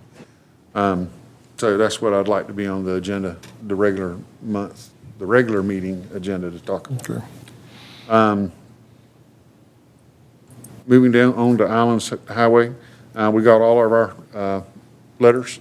We also were able to finish the NEPA document with all the formal letters that we got. That's been turned in, and we're just waiting for approval on FEMA, on the NEPA documentation. That way that'll kind of round up whatever we were able to get on that grant.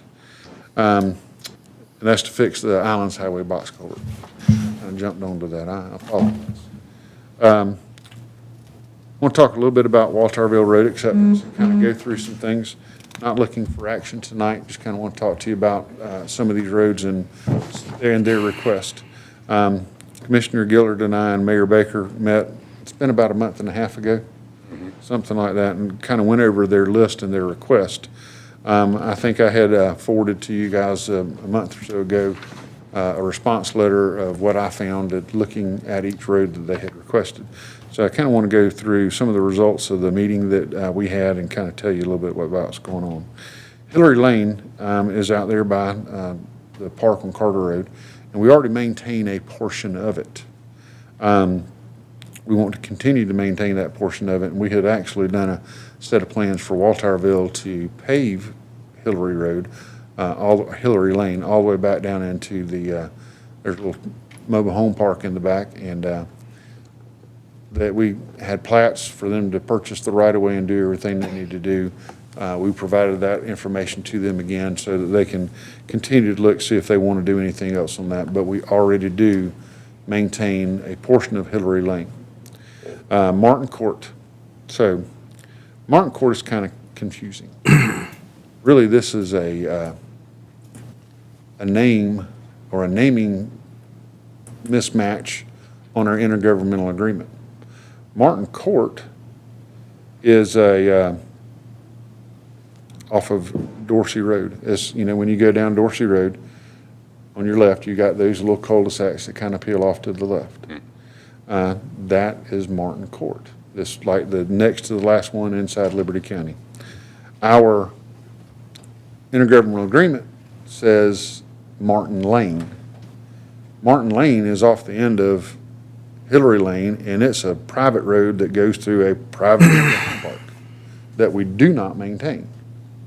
So what we need to do is we need to update our intergovernmental agreement with a name change to say that we're maintaining Martin Court, which we already do maintain Martin Court, and remove Martin Lane that we don't.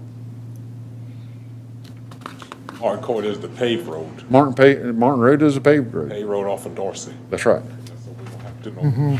That's right. So Scott Road is a road that they're looking at doing. It's a dirt road.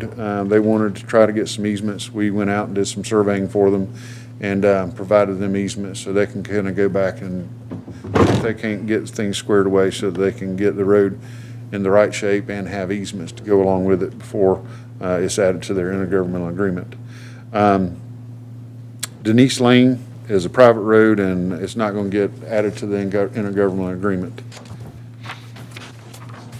Fenella Lane, likewise, they wanted us to provide them some easements for Fenella Lane, so that has been done, and that's been provided to the city. Sagittarius Lane is also a private road and will not be added to the intergovernmental agreement.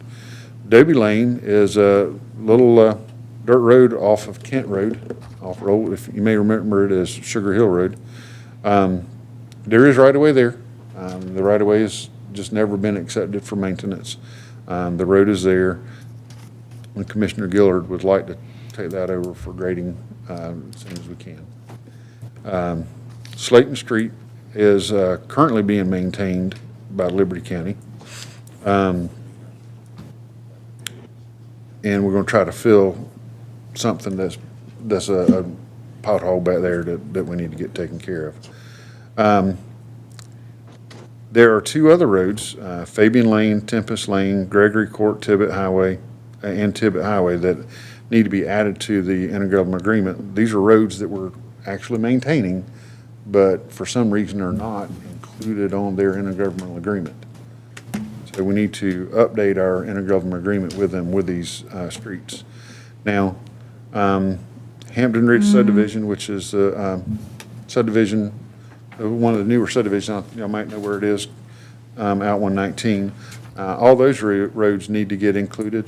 They've all been accepted, and the bonds have expired, and the warranty period is expired, and the roads are in pretty good shape out there. So they want to go ahead and make them request to the county to take those roads over. So, and that's not in their request now. We'll have to wait on them to actually request that, but we have talked to them about requesting that if they want to add those. We need to, that way we do it all at one time instead of piecemealing a little bit at a time.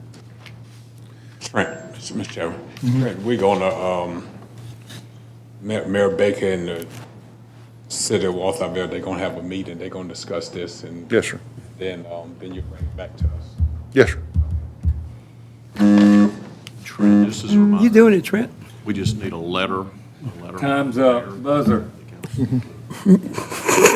sir. On the letter. Yes, sir.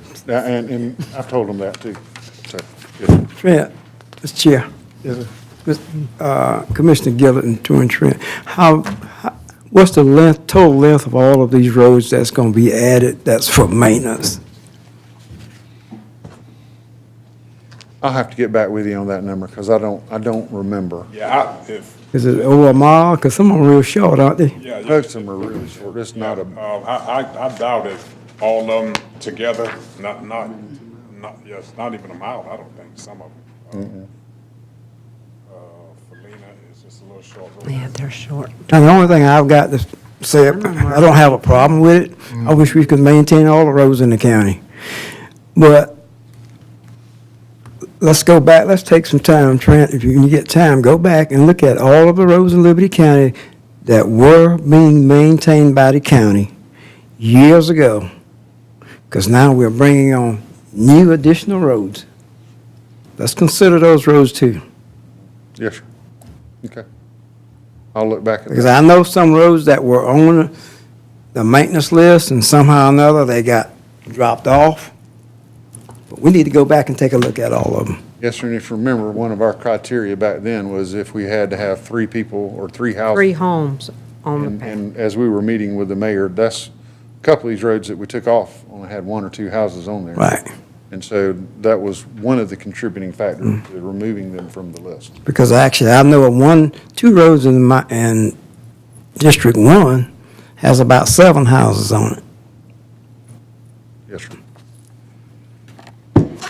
All right. Let me say, I don't have no dirt roads, but I do want everybody to be able to travel safe, and if you gotta carry ambulance down in their school bus, it ought to be a safe passage for anybody to drive on. That's true. Agreed, But 100%. in a municipality, the municipality needs to understand that these folks have roads within the county that they've got to look after first. Now, I mean, I understand if you wanna call yourself a city, let's be a city. So, you know, that part of that comes with a price. You hang a charter up there, and you're a city, you got a police department, and you've got clerk and things like that, and mayor and the council, but if we're gonna do that, what's gonna wind up happening when the city of Hinesville says, we need you to come in here and maintain ours? That's gonna be it. So I say, let's do it, let's put a price on it. And the price that's out there now, I don't think it's suitable. Dirt cheap. Mr. Chair, Government agreements haven't been updated in a while. Mr. Chair, Trent, I will say this, that for the city of Riceburg, they are repaving Sandy Run Road. Good for them. The city of Riceburg is repaving Sandy Run Road. So, all right, you done, sir? Anything else? No, sir. I'm not sure what the point is. As in the The city. point is that it's being city of done, Riceboro? huh? It's in the city limits of Riceboro. Yeah, that's why I say the city of I guess they Riceburg. should pave it. That's what I'm saying. It was a long struggle, Pat, to get there, but we finally got an understanding after several meetings, and they understand, just like Commissioner Wallen is saying, if you are a city, you got certain responsibilities, they are stepping up to the plate. All right, trying to move on. Thank you. Yes, sir. All right. Thank you. Recreation report. Yes, sir, we're gonna, Mr. Martin is off-site, so if you'll bear with me half a second, I'm gonna bring him up on the speaker, and,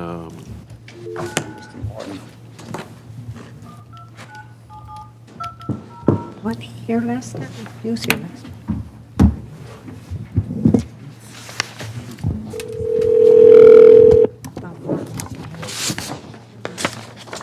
We had him on speakerphone.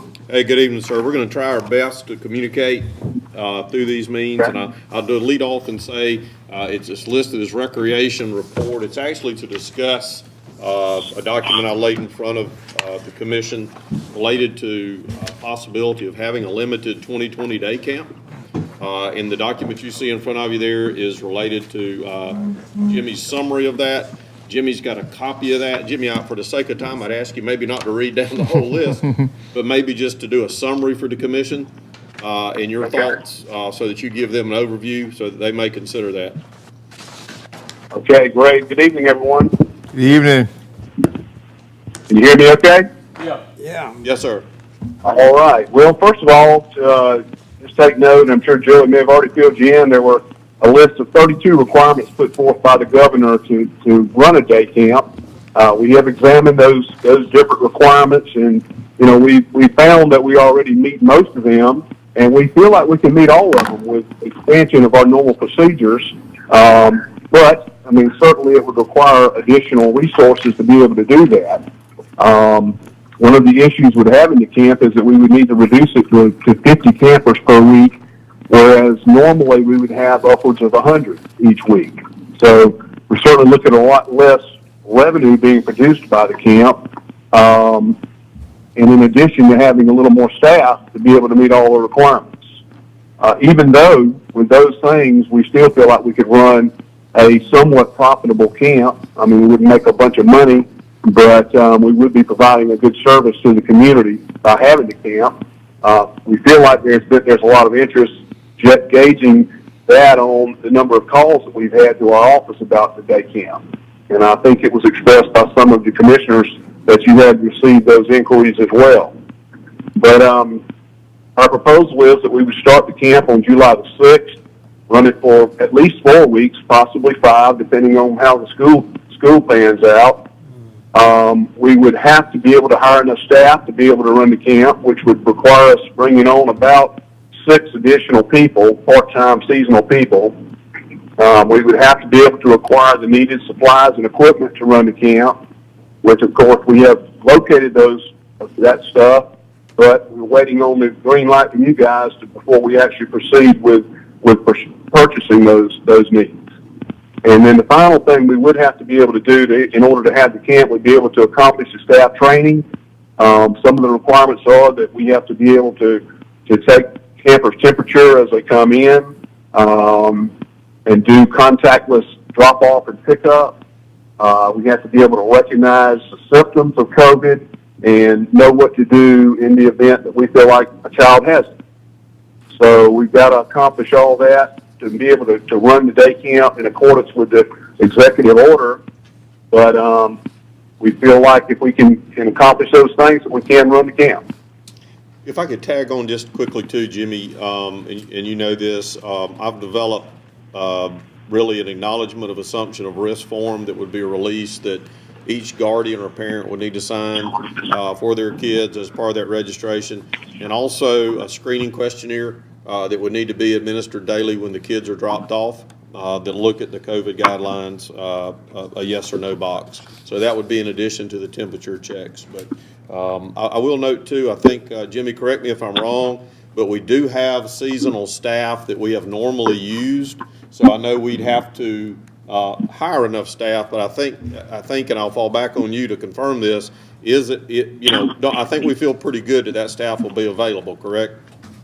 We have gotten indications from several of them that they are interested in returning, and we feel that way.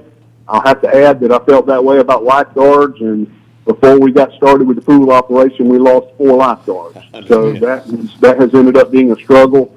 You just can't have any kind of 100% confidence in seasonal part-time. Correct. Thank you. All right. So July, what dates would you want to start? Actually, I believe the anticipated, the hopeful start date for him would be July 6th. Okay. That's provided we get the green light tonight and he's able to start the process. Okay. Commissioners? Chairman, I just want to make a comment. I think, is Jimmy still on the phone? He is, yes, sir. Yeah, he said something about that we would have to hire additional staff, having less campers, but more staff, less campers, and then the staff that's there gonna have to be trained to do these checks. That's a lot of sugar for a dime. I mean, that's. Joey, I'm not sure if that question was directed to me, but I could not hear it. It was a comment, Jim. I was just saying that that's a lot of sugar for a dime. Yeah, a lot to undertake for a short period of time, really, for that. Yeah. I think. Yeah. How many No doubt. inquiries have we received for? How many inquiries, Jimmy, do you know that we've received about camp? Yeah, it's hard to say. You know, we have some that call every day to see if anything's changed, and sometimes that can, make the picture look a little different than it really is. I don't know. It's hard to say. I really couldn't speculate. Yeah, I was just wondering, I mean, can we anticipate I mean, we get, 5 or 6 calls a day about day camp, but, how many of them are the same ones and how many of them would actually come if we did it, it's just hard to say. I think that's what I was trying to gauge too, and maybe that another way was what's the confidence level of maxing out the program to be able to get a return on the investment for the 30-day period, and I think you answered that by, not, In other words, not that many increases. I wouldn't think it would be, because I know. Just for the 4 weeks that he's wanting to open it, is that correct? Normally, we have it opened right after school. Normally it'll start up right after school and run till school starts back, or just about around that time period, yes, ma'am. I know we want to reopen, and we want to provide this service, and we want to try to get back to normal as best we can. I know we want to do that, but I don't think we need to participate in everything. Not everything. That's just my thought. I mean, again, I got grandkids, and they won't be there. It's just a little bit too dangerous the way I see it. But that's just my comment. I just think that to have to hire additional people, and then they got to be down there, I guess, testing to a point. Yeah. I mean, I went over to City Hall today, and they got a policeman standing at the door with a thermometer, taking temperatures. Yeah, I mean, and last month they did the meeting online, and had it. It was open to the public today, but there was no public in there, just city employees. Well, let me say something, Jimmy. I appreciate you being on there. This is Eddie. And Jimmy is one of those guys that's like Joey. You don't want to, he don't like to say no. I mean, the easiest thing is to not do anything. But he got out there and diligently tried to find something that he thought would be beneficial, and it wouldn't be you wouldn't make no money. But he also knows that you don't make money.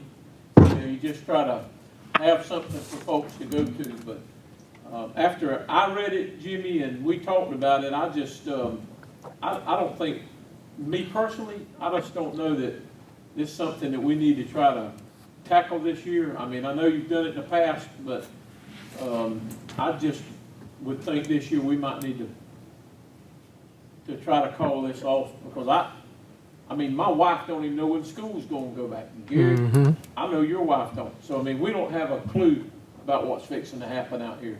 And I know there's been more and more younger people infected here in the last 30 days because of more social gatherings. 8 So weeks. I just, I know we'd sign a piece of paper and somebody may get sick, but the last thing I'd want them to do is say, I got sick because I went to a Liberty County day camp.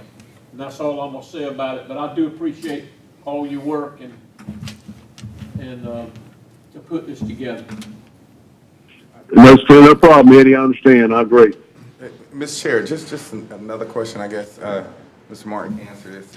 How about a participation with the polls? Jimmy, question, and I'm not sure, apologize that you can't hear coming through. Commissioner Frazier asked about participation levels that we're seeing at the pools that were open. Well, we've struggled with weather issues, so it's made it hard to gauge that. But the days that the weather's been good, it's been pretty good. It's about what was expected. At both? Normally, we have a limit of 50, maximum of 50. We've been at 50. The days that the weather was good at the Hinesville Pool, we've been at 50, and having to run a waiting list basically to get in. At Midway, we may see a total of 50 throughout the day at Midway. So they're coming out. So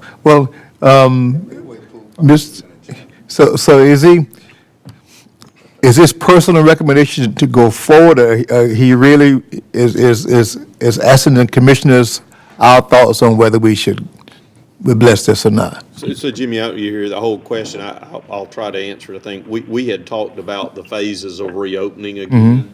and this was another phase we discussed. So I guess two things there. One, we put it together because we told you that we would. The second part of that is that the rec board did consider it and did favor trying to do something if we could. And Jimmy, correct me if I'm wrong there, but that's what you relayed to me. Yes, that is correct.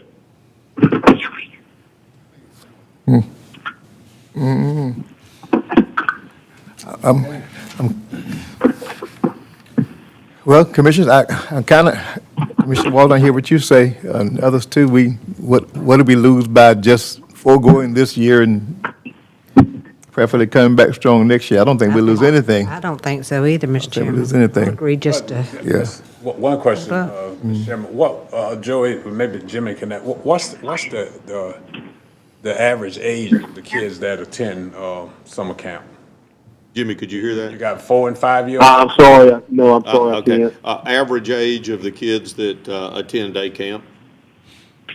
The biggest group we have are like 7 to 10-year-olds, 8 to 10-year-olds even. Yeah, I would. kids have to have somebody supervising, yeah. Yeah. Do we need to move on this? Do we need a motion? I think so too, if we, Do we need a motion?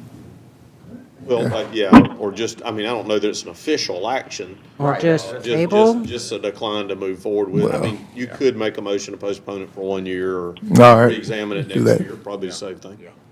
You make that motion, one of y'all? Right, I make that motion that we decline to move forward with the day camp for 2020 and relook at and reevaluate for next year. All right, is there a second? Second. Motion and second that we decline to offer summer camp this year and reevaluate for next year. Hearing on, there you go, that's where I was headed. Can we make sure that's in the motion? Yeah. Okay. Any further discussion? All in favor, raise your right hand, please. Those who are still in, all right, it's enough, those Jimmy, opposed. we'll forego this year due to COVID concerns and take another look for 2021. Okay, sounds good. Thank you. Thank you, sir. Thank you, Jimmy. All right, Jimmy. Thank you. Habersham Phase 2. Thank you guys for being patient with us.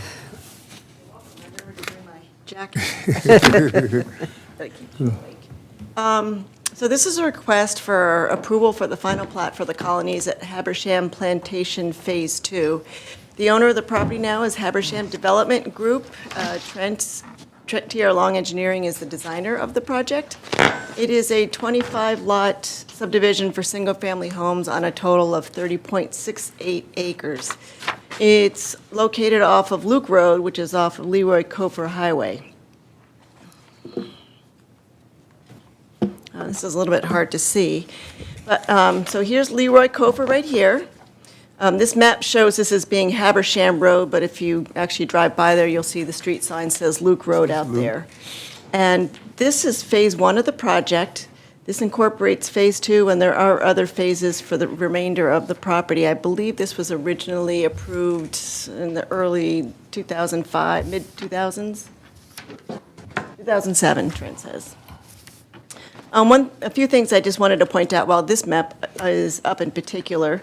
There is a pond that's pretty much along the red line that's between Phases 1 and Phase 2. There is also a drainage area along the southern boundary right here. In this corner here is where there's a privately operated community water supply. The plat is in 3 sheets, as shown here. You know, the first one is over here towards the western boundary, middle sheet. Second sheet is in the middle of the subdivision, and then the third sheet is where, this is Tondy Road, this new road that's been extended, meets up with, I forget what the road name is, Wilkins? The other road that's, goes through Phase 1. Again, here is, this is the drainage area here. This dashed line is the edge of the drainage easement. And here is where the pond is, and this is, again, the drainage easement. These lots up here are already approved under Phase 1. There's an existing gas transmission line that cuts through the phase as well. Again, this is that same gas line. The pond here, sorry, with a drainage easement here and a drainage easement across the lots on the other side of the road. Then finally, this last section where Tondi circles in and now creates a loop out in that subdivision. The lot standards have a minimum usable lot size of 6,000 square feet or 0.14 acres. The lots range in size from about 0.6 to over 2 acres. The front setback is 35 feet, the side is 15 feet, and the rear setback is 25 feet. And those setback distances are also marked on the plat. As I mentioned, the development is served by a privately owned community water system, and each lot will have its own septic system.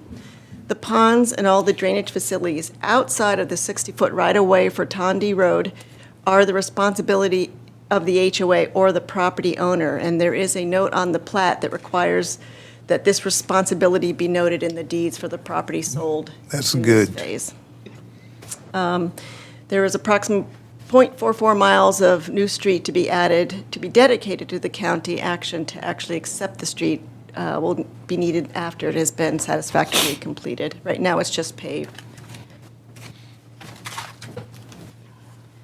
We do have the following bonds in hand for primary improvements, which does include the paving, which part of it is already done already, for $66,352. The secondary improvements for the sidewalks, ramps, and street trees, there are actually two securities for these improvements because they kind of go with the properties. So only some of the properties are going to be built upon by Mungo Builders right now, and so he has put up money for his portion of the lots, and then the rest is an irregular letter of credit. So we have a cash payment and a letter of credit for a total of $109,572, and we also have a letter of credit for the maintenance of $21,903.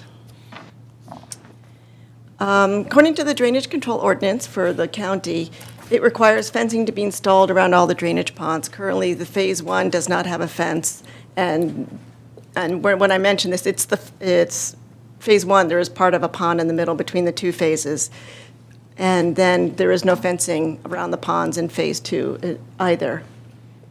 Originally, we had received a request for a waiver of this requirement to install fencing, but just earlier today, that request was withdrawn.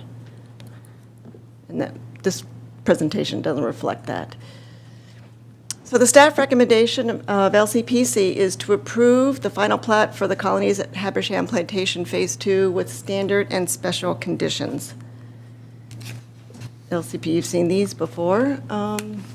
And then the special conditions are that prior to recording the final plat, the record drawing shall be reviewed and accepted pursuant to the Liberty County subdivision regulations, and that fencing around the drainage pond shall be installed in conformance with the drainage ordinance, or a variance when this requirement shall be granted.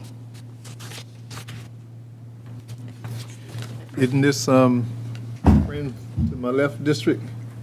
Yeah, he'll be right back. Somebody want to step in for him? I will. You ready? Yes, sir. So move, Mr. Chairman.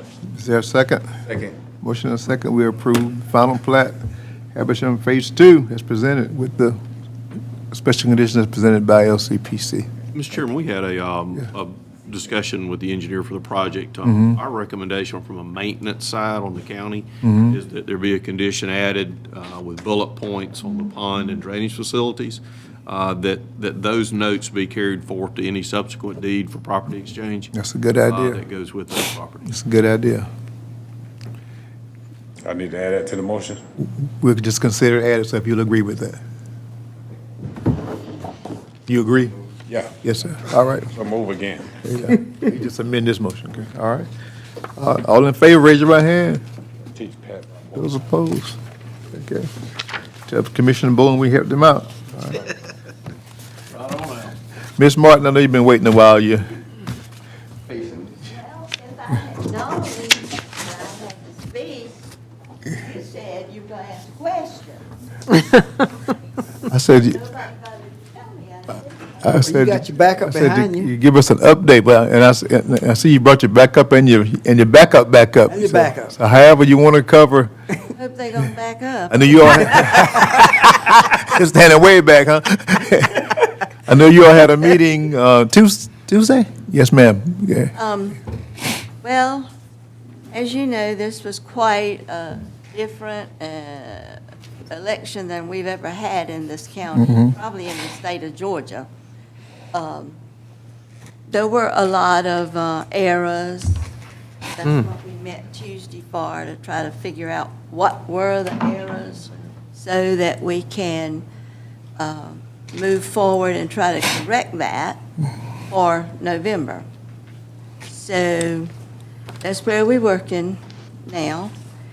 I can tell you there was 10,000, Tuesday night, there was 10,121 votes that had been cast. And that's the most, since I've been working there, that's ever been cast.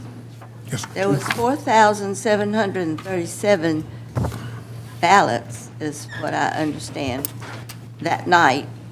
And there were 32 provisional ballots from the people that were late, opening the polls and people went to vote. I understand there were 32 provisional ballots from that. That's not to say what might have come in with the military, because they have extra time to get theirs in. Like Friday noon after the election, I think theirs should have been in. I don't have an account of that. And like I say, we need a building. We have floor-to-ceiling equipment over there, which is dangerous. Every nook, crack, and corner that you can find over there to stuff equipment, that's what we've got. And we need a building, about 3,000 square feet. There are a lot of buildings in town available, but they all got that storefront, all that glass. We don't need that. We need something different. I don't know what I look every time I come to town, but haven't found anything. Have you got a informal search committee out looking? Oh, I keep mentioning it to everybody. Okay. All of them are supposed to be out looking. Okay. I don't know, but, and I know Shannon Stevens with the IT department is always looking. He and I converse on that quite often. So, that's about all I know. We're working on trying to improve the whole situation over there in all fashions. So that's what I mean. All right. Now, I do know from watching the news that there were problems statewide, not just in Liberty County. Right. So we want to be very fair about that, Right. I even heard in Chatham County that there were some buildings didn't have plugs to plug some of the equipment into. But they just finished their counting yesterday or today. I heard that on the news. I think Yeah. it was today I heard it on the news. Yeah. That they just completed their counting of their absentee ballots. They had over 30-something thousand. But I know we have a big election coming up in November. Probably even bigger than this one was. Yes, ma'am. So that's my, are we going to be as humanly ready as we can be for that to be a fairly smooth process, I'm hopeful. as much as we can control it? I'm hopeful that we will be even more ready. Okay, okay. We're working, the board is working on that. And like I say, in all facets, we're trying to make a change. Okay, So, okay. Mr. Chairman, I had a question, and Ms. Martin, I appreciate you and your board and your staff, and it was a different type of way of doing things and voting this year, but I did have one question that I wasn't clear on, was could the absentee ballots be counted prior to June 9th? they could have been. They could have been. And did you elect not to start counting them, or how many days prior to June 9th could y'all had started counting? It was June. June 2nd. You could have started, Started on June the 1st. The supervisor, for some reason, elected not to. She elected not to even start early on the day of the election, which we asked. and that's your, what was her title, I'm sorry? Your election supervisor chose not to start counting the ballots that had already came in? And it was mentioned to her that she could have started, and we even said, well, then hold off and start early on the day of the election. And so is that something that the board wasn't aware that she was not doing? I don't know. Well, I mean, I'm a concerned citizen. she was going to start at 6 o'clock. So I told them, okay, let's be there between 5:30 and 6.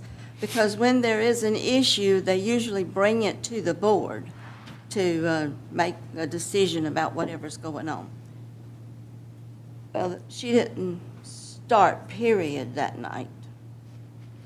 And So it just kind of unfolded and got out of hand. And so, not who hires your supervisor? the board. The board, and the board is appointed by who? Yes, ma'am. So there may be some steps in what we need to do as, maybe you've learned through this that there needs to be some changes. Oh, yes. There's definitely some flaws there. We are working desperately at the moment to correct all of that. Okay. Well, I do appreciate, Your board Yours. working to correct this, you said? You said you're working to correct this? Yes, Her board. to correct the main problems that we're having over there. And I will not lie, this employee situation that we're having a lot of issues with, and we're definitely working on that. Matter of fact, that's what my afternoon was spent on, so. Yeah, I have a question, Ms. Martin. Now, you were saying that y'all need another building. You're not talking about when you go over there to the historic courthouse and you go in that whole wing where Ella and her staff, you talking about that they need a new building, or the Board of Election? I mean, you and Mr. They have a lot of equipment. People don't realize the old equipment we had. Oh, you need a place to store your equipment? Okay, I One, was gonna say, because we just built a new court. now it takes 7 pieces of equipment to cast 1 ballot. Okay. Per I precinct. didn't understand. I thought you said that No, y'all needed, okay. That y'all needed a new what office. I presented to Mr. Brown Okay. was that the Coca-Cola Company would be ideal. We could do the office and the storage and everything. It's above my pay grade. Let me comment that for a minute. I think I have finally found a place. I did look at the building she suggested, and it's falling apart on the inside. Toured that, so that's really. That's off the, Yeah. okay. A possibility. But I did look at a place Monday morning, as a matter of fact, met with a gentleman to do that. We can discuss that. Okay, all right. Well, maybe we can help y'all out there, hopefully. I would certainly appreciate it. Because you just said like 7 pieces of equipment probably per precinct. So that's a lot of equipment. One. person to walk up and cast a ballot. Wow, yeah. So 7. that's a lot of equipment. Additional I know I equipment. had problems where I voted. I know, I saw you, Had to push twice. and I was saying, Nobody was really telling you I went through the whole process, and I had accidentally pushed twice, and a check mark come up. I said, wait a minute, something's wrong. You trying to vote 2 times? So did are these machines that way? You have to push it twice in order to I'm cast a aware of ballot?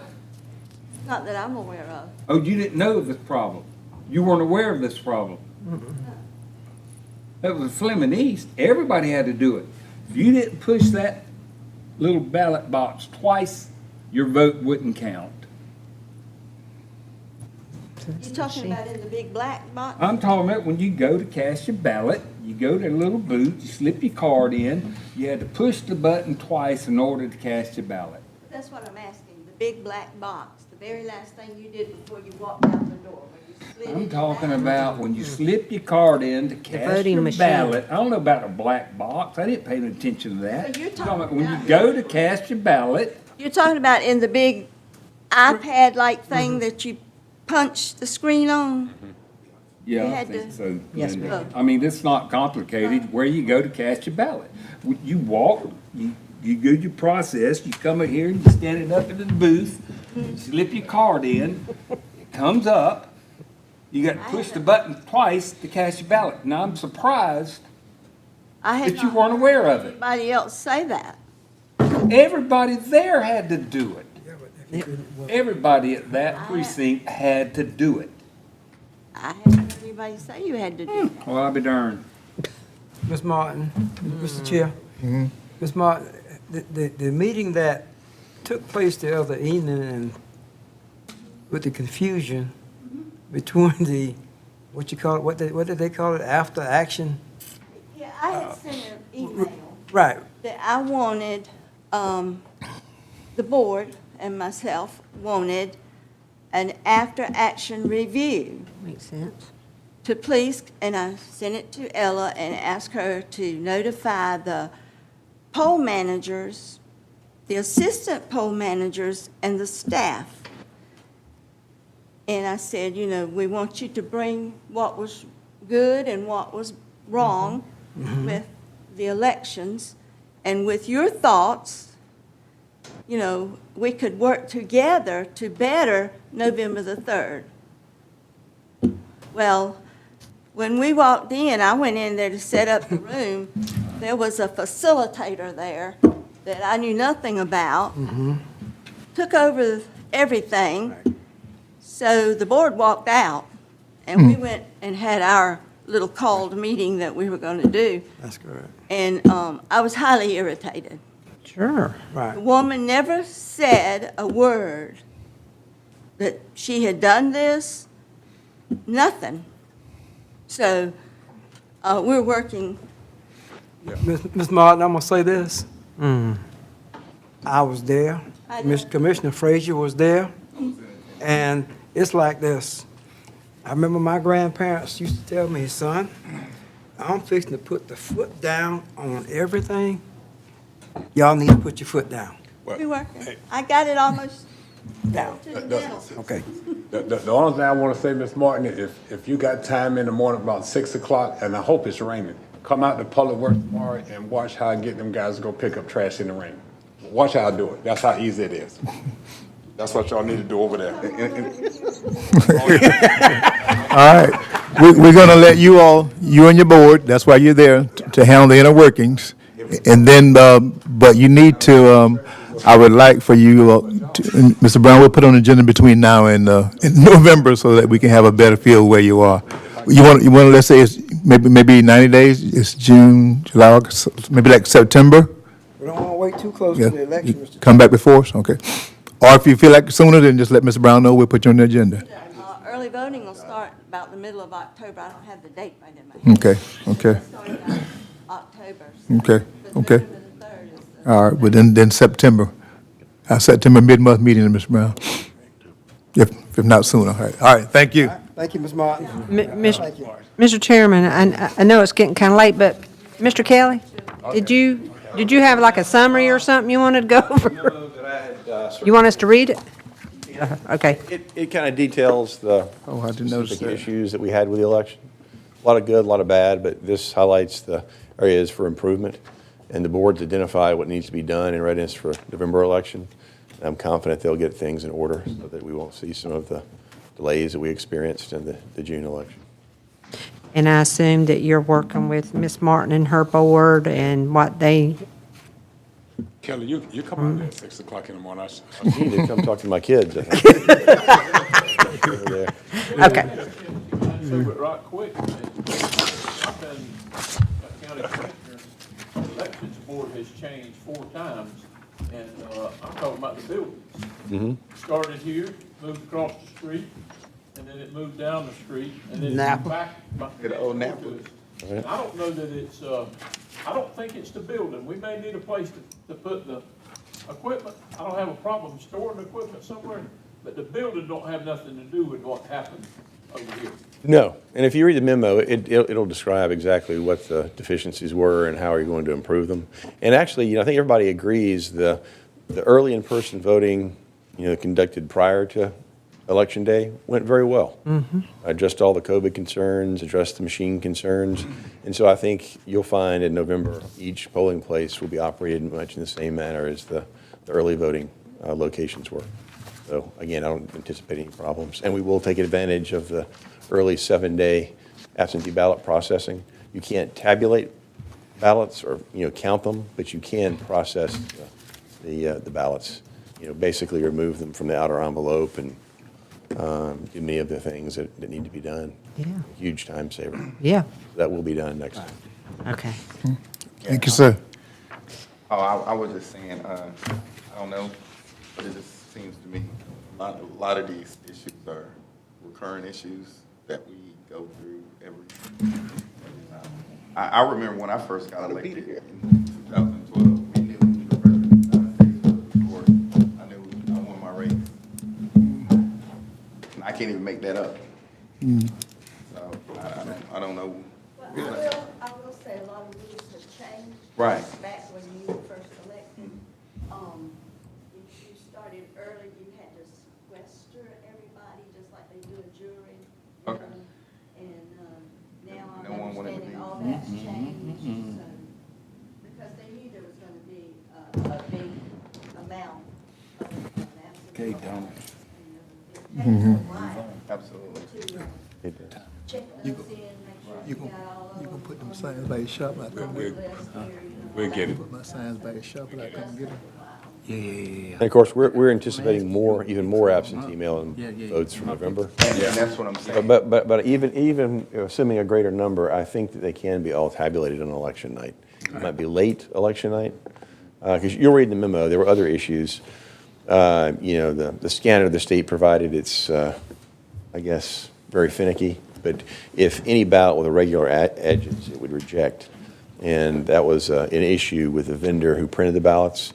So some ballots came without those irregular edges when you separated the, I won't go into the details, but I think working with the vendor, we can be provided ballots don't present those irregular edges so that you can scan ballots very, very quickly. It took hours and hours and hours to not only shave off portions of the ballot to make sure the edges weren't irregular, but then to feed them. That was very, very time consuming. So I don't think we'll have that same issue in November. I think both local boards of elections as well as the state have learned some valuable lessons. Like I said, much good was done and much area of needs much Well, improved. and I'll say this while Ms. Martin's here, because she and I and Mr. Samuel Harris met one time before, and Commissioner Stevens, but it seems like that is a county office with county employees. We are county commissioners. We have to go into that office to fill out paperwork if we choose to campaign or run an election. But we seem to not be welcomed over there sometimes. Maybe that may not be the right word, but we have an issue in that office, and I'm telling you right now, Miss Martin, because I've told you before, and I want it out, that we have an issue Right. when the commissioners walk in there, or I don't know about any other elected official, as far as getting our paperwork done, getting it mailed to us, just letting us know what we need to do as an elected official. At one time, they were letting us go online, and I did it online, but now we have to go back in here and get it done. At one time, we couldn't even get anyone in that office to notarize. We definitely got some issues, and I hope we get it corrected. And hopefully, the citizens of Liberty County can trust that office and how those ballots are tabulated, and that they're tabulated on, correctly, in a timely fashion, so that we don't have to wait. Commissioner Thrill? And I hope that y'all can get that corrected. Commissioner Thrill, let me say something to what you just said. You go in that office, you feel you're not wanted. Yep. And if you do get something notarized, watch out because you will be overcharged. Yeah. They have charged commissioners for a notary. I will say that repeatedly, when we have our board meetings, we have said there is no customer service No. in this office. There's no welcoming feeling. You know, there's a, Yeah. I don't know what to call it. And I know those frontline people, sometimes they just doing what they're told to do and how they're told to do it. But I hope that we can get that corrected. I should note, there are also many good things about the election, and That's I'd right. be remiss if I didn't commend the election workers. As you folks know, in many jurisdictions, election workers, many declined to participate because many were elderly or otherwise at high risk for COVID-19. So many jurisdictions had to consolidate polling places, and you saw in Fulton County and other jurisdictions extremely long lines. And that was due to election workers being unwilling to volunteer due to the COVID crisis. But our election workers did not do that, to their credit. Almost without exception, all showed up at the polls to volunteer for in-person voting, notwithstanding that they were elderly or had other medical complications that might put them at higher risk for COVID-19. So they should be commended. That's right. Definitely a bright spot. That's definitely. Mr. Chair, I got one more question for Ms. Martin before she, the other afternoon on that, I guess what you call it, facilitator, was he on a contract basis or did he just volunteer his work or what? Was ever mentioned. Who was it? I would like to know if that person is looking for, I would like to know if he's looking for money for being a facilitator. How can That he was facilitate? asked me this afternoon, and I said I did not know, but when our meeting next Monday comes up, that's Well, that's what I was saying. That's your board to handle that. Mr. Chairman, I was there and I just wanted to know. Yes, yeah. Because if we looking at Let the the, budget, let the we're board looking do at what the the board's supposed to do. That's right. June the 22nd, Okay, 1 o'clock. I'll be there. all right. I'll be there. Just a caveat there, and Ms. Martin, if there's going to be a quorum of commissioners there, we kind of need to try to stay away from that. So just please recognize anytime you invite the whole board, we probably need to know, so we can notice the news media. Well, I'm usually there, Mr. Brown. June It's not a 22nd. problem. Yeah, I let them. I mean, you know what I'm saying, All right. I'm usually there, I'm just speaking for myself. Thank you, Ms. And all I'm saying, obviously, is if three or Right, more than three of I'm you aware get of that. together, I'm aware of you that. don't need to be together in that Right. room. Right. Thank you. Ms. Martin, Mr. McKesson, thank you guys for coming. Once again, thank you for what you do. We look forward to improved process in November. Yes, ma'am. Yes. Thank you. All right, Mr. Attorney, Liberty County Monument. June Yes, sir. I've second. handed out a memorandum discussing Georgia law protecting monuments of all kinds, including Confederate monuments.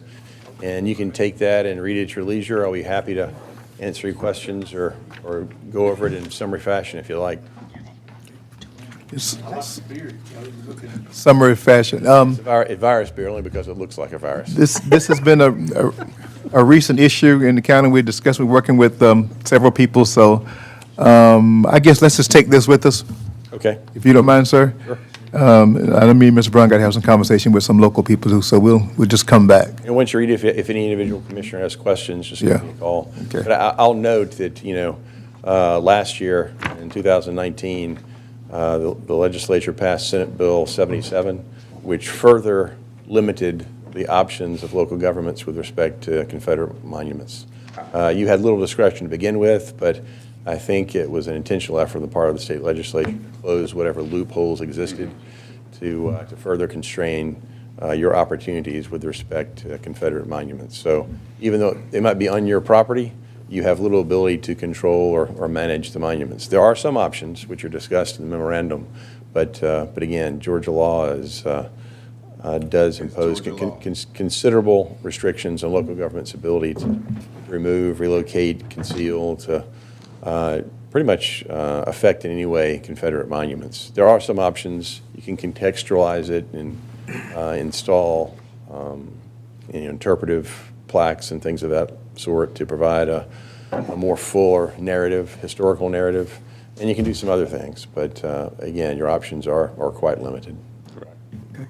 All right. Thank you, sir. They are. They're discussed in this memo. That's right. And specific options, with respect to specific monuments, we have a few in Liberty County. The most obvious being the Confederate soldier monument at the old courthouse. But again, Historic courthouse. that's right. You'll read it, and again, give me a call with any questions you might have. Okay. Thank you. Thank you, Ms. Davis. Good to see you. Board appointments. More than ready, Mr. Chairman. More than ready. And We have but two of them. sitting out here with young Mr. Frazier to show him how it's done. What you say? Firsthand. Thank you, Ms. Martin and Mr. McKesson. Thank you. Will, after I talk with them, yes, ma'am. Ready, Mr. Chairman? Yes, sir. Mr. Chairman, the committee met and we reviewed the applications, and we're ready to make our board appointments. You want to do them one at a time? Yes, sir, if you will. Agent services was Doug one Horn. position, and there was one applicant, Mr. Douglas Horn, a good friend of all of ours, and he wants to be reappointed. Hadn't seen him in a And while. it's the recommendation of the committee that we reappoint Reverend Douglas Horn. Okay, will one of your committee members like to make that? All I right. second it. Motion and second, that we have Doug Hahn to represent Liberty County on the Aging Services Board. Any further discussion? There being none, all in favor, raise your right hand, please. Mr. Hahn's appoint. Go ahead, Mr. Chair. Commissioner Gillett, Yes, sir. you're the brains of this, right, and Eddie Fowler, right? But the spokesperson. Okay. No, I'm just curious. Did you have abundances of applications No, sir. on, No, sir. Sort of like outside.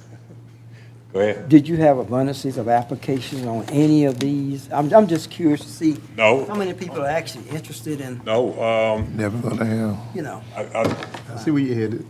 what we had, Mr. Stevens. no name now, no name. No, just right here. Those are all the applications. None extra, none extra. Okay. All right. Okay. Coastal Regions Commission? Coastal Regional Commission, Coastal Regional Commission Council, the two positions, and a unanimous decision, the board is Ms. Shirley Frazier be reappointed, and Pastor Richard Hayes be reappointed. Okay. So move. Is there a second? Second. Motion and second, that we have Shirley Frazier and Richard Hayes reappointed to the Coastal Region Commission. Any further discussion? There being none, all in favor, raise your right hand, please. They are reappointed. Thank you, sir. Coastal Workforce Coastal Development. Workforce, two positions, unanimous decision of the board, recommend that Robert Tucker and Carissa Young be appointed. Two new applicants, vetted the application, and they were very good candidates, and that's our recommendation. Okay. Is the chair entertain a motion? So move. Second? Second. Okay. Any further discussion? Hearing none, all in favor of those two appointments, please raise your right hands. Mr. Tucker and Ms. Young are appointed. Thank you, sir. Cultural and Historic. Coastal Historic, unanimous recommendation of the board that we reappoint Mr. Phil Oldham, Ms. Laceria Lovett, Mr. Jeffrey Porter, Ms. Renee Reese, Ms. Natalie Hines, and our newest member would be Mr. Jason Baker. Okay. So move. Second? Second. Motion second. We have those persons who were just so named to serve us on the Cultural and Historic Committee. Any further discussion on that? There being none, all in favor, raise your right hand, please. Any opposes? All right, those persons are appointed. DFACS. DFACS, unanimous decision of the board is that we reappoint Mr. Michael Alamo, and that our newest member would be Roland Van Horn. Is he the principal at Bravo? Is that the Yeah, same name? yeah, that's Okay. him. Okay. All right. All right. Spreading his Motion, wings. we appoint those two individuals. Is there a second to that? Second. Motion is second. We have Mr. Alamo, Mr. Van Horn. Any further discussion? All in favor, raise your right hand, please. They are appointed. Okay, Georgia Forestry, reappoint Mr. John Martin, unanimous decision of the board. Okay. All right. Chair, entertain a We motion. reappoint Mr. John Martin. Is there a second? Second it. Any further discussion? All in favor, raise your right hand.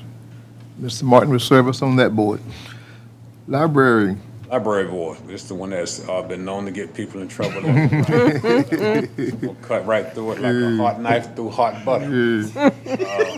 Mr. Demetrius Jefferson, unanimous decision from the selection committee that we appoint Mr. Jefferson to the library board. I'll make a motion, Mr. Chairman. Is there a second? Motion and second, we have Mr. Jefferson. Tell me just a little bit about him. I don't have his application right here, but we. Young man? Well, I think he lives in, the Flemington area. He lives Then in Eddie- the new area of Sydney Court off of, Behind Stacy's back, Oh, back, okay. back out in there. Okay, okay. It's in District 4, isn't it? All right, Yeah. so new blood, all right. Good, getting involved, good, good. yeah, and let me just say something, that was Miss May's position. Miss May, of course, came off, and I hope we can, you know, anybody that served, just send her a letter thanking her for her service. I think we do that, don't we? Yeah. Yeah. I think we do that, don't we, Ms. Brown? Okay. Could you do that, Mr. Brown, and have it where all of us can sign? We can do that. We certainly can. Yeah, all right. We have a motion and second that we have Mr. Jefferson to serve on the library board. All in favor, raise your right hand, please. All right, the new gentleman will be able to serve.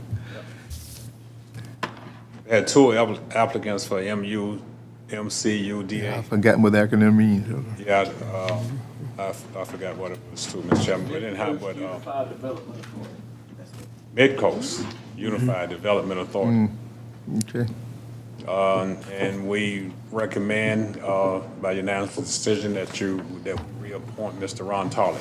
Okay, he said, well, is there a motion? So moved, Mr. Chairman. Second? Second. Any further discussion? All in favor, raise your right hand. Mr. Tyler's reappointed, okay? Public On the facilities. facilities, two positions, two applicants, Mr. James Thomas and Mr. Matthew Cardella we recommend by unanimous decision that we reappoint both of these gentlemen. Make a motion, we reappoint Jim Thomas and Matthew Cardella. Is there a second? Second, Mr. Chair. Motion and a second. We have Mr. Thomas and Matthew Cardell serve on Public Facilities Authority. Any further discussion? There being none, all in favor, raise your right hand. They are reappointed. Rec Board, one position at large, and we, by unanimous decision, Mr. Matthew Cardella be reappointed. He's doing a great job on that board. Is there a motion to that effect? Mr. Chairman, I'll make a motion because I think that is in your behalf at large. Yes, sir. Second. Thank you, sir. Motion and second, we have Matt Cardell to serve. Any further discussion? All in favor, raise your right hand. All right, good job. Y'all were pretty efficient with that. That was quite easy from watching the way how we do it. Good job. We did the gym naming. Broadway Park is on here. Okay. Who's presenting on Broadway? There's been some discussion. I think it actually came up over some issues when we started monitoring areas of COVID. This is a piece of property that Commissioner Stevens reaches out to me one day and says, what about this little plot of land over there? And nobody ever knew we really even had it. But it is ours. It's all from Briar Bay Park, Pacific Farm Road down there, over on the side of the park. Small acre tract that the history given, Mr. Glenn Bryant actually had it built under his tenure as chairman of Briar Bay. This was obviously created in Briar Bay Park. So I did go down, I was asked to go down and take some pictures of it, so you can see it. Clint, next slide, please. I think there's about 3 of those in here actually. I don't really, let me think back. The year that is stamped on the concrete was 1937. Oh, my. That it was put up.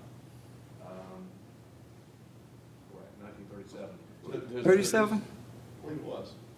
About 80s. 40, 87. 47, Joey. Either way, that's a long. You have to look over when you go back. It was. That might have been when the concrete was there, but Mr. Brown. Well, the concrete. Yeah, Mr. Brown did good. Okay. That's what I was thinking. He was a senator back then?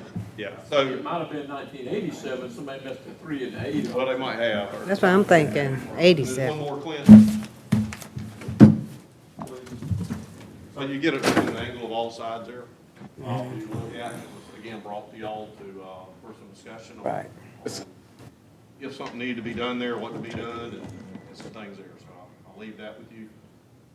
Homework done. Mr. Chair, just, Go ahead. I don't know, my eyes might be getting a little bad, but on that, first of all, that roof is it slanting? Yeah. And then also, is that stuff growing on top of it?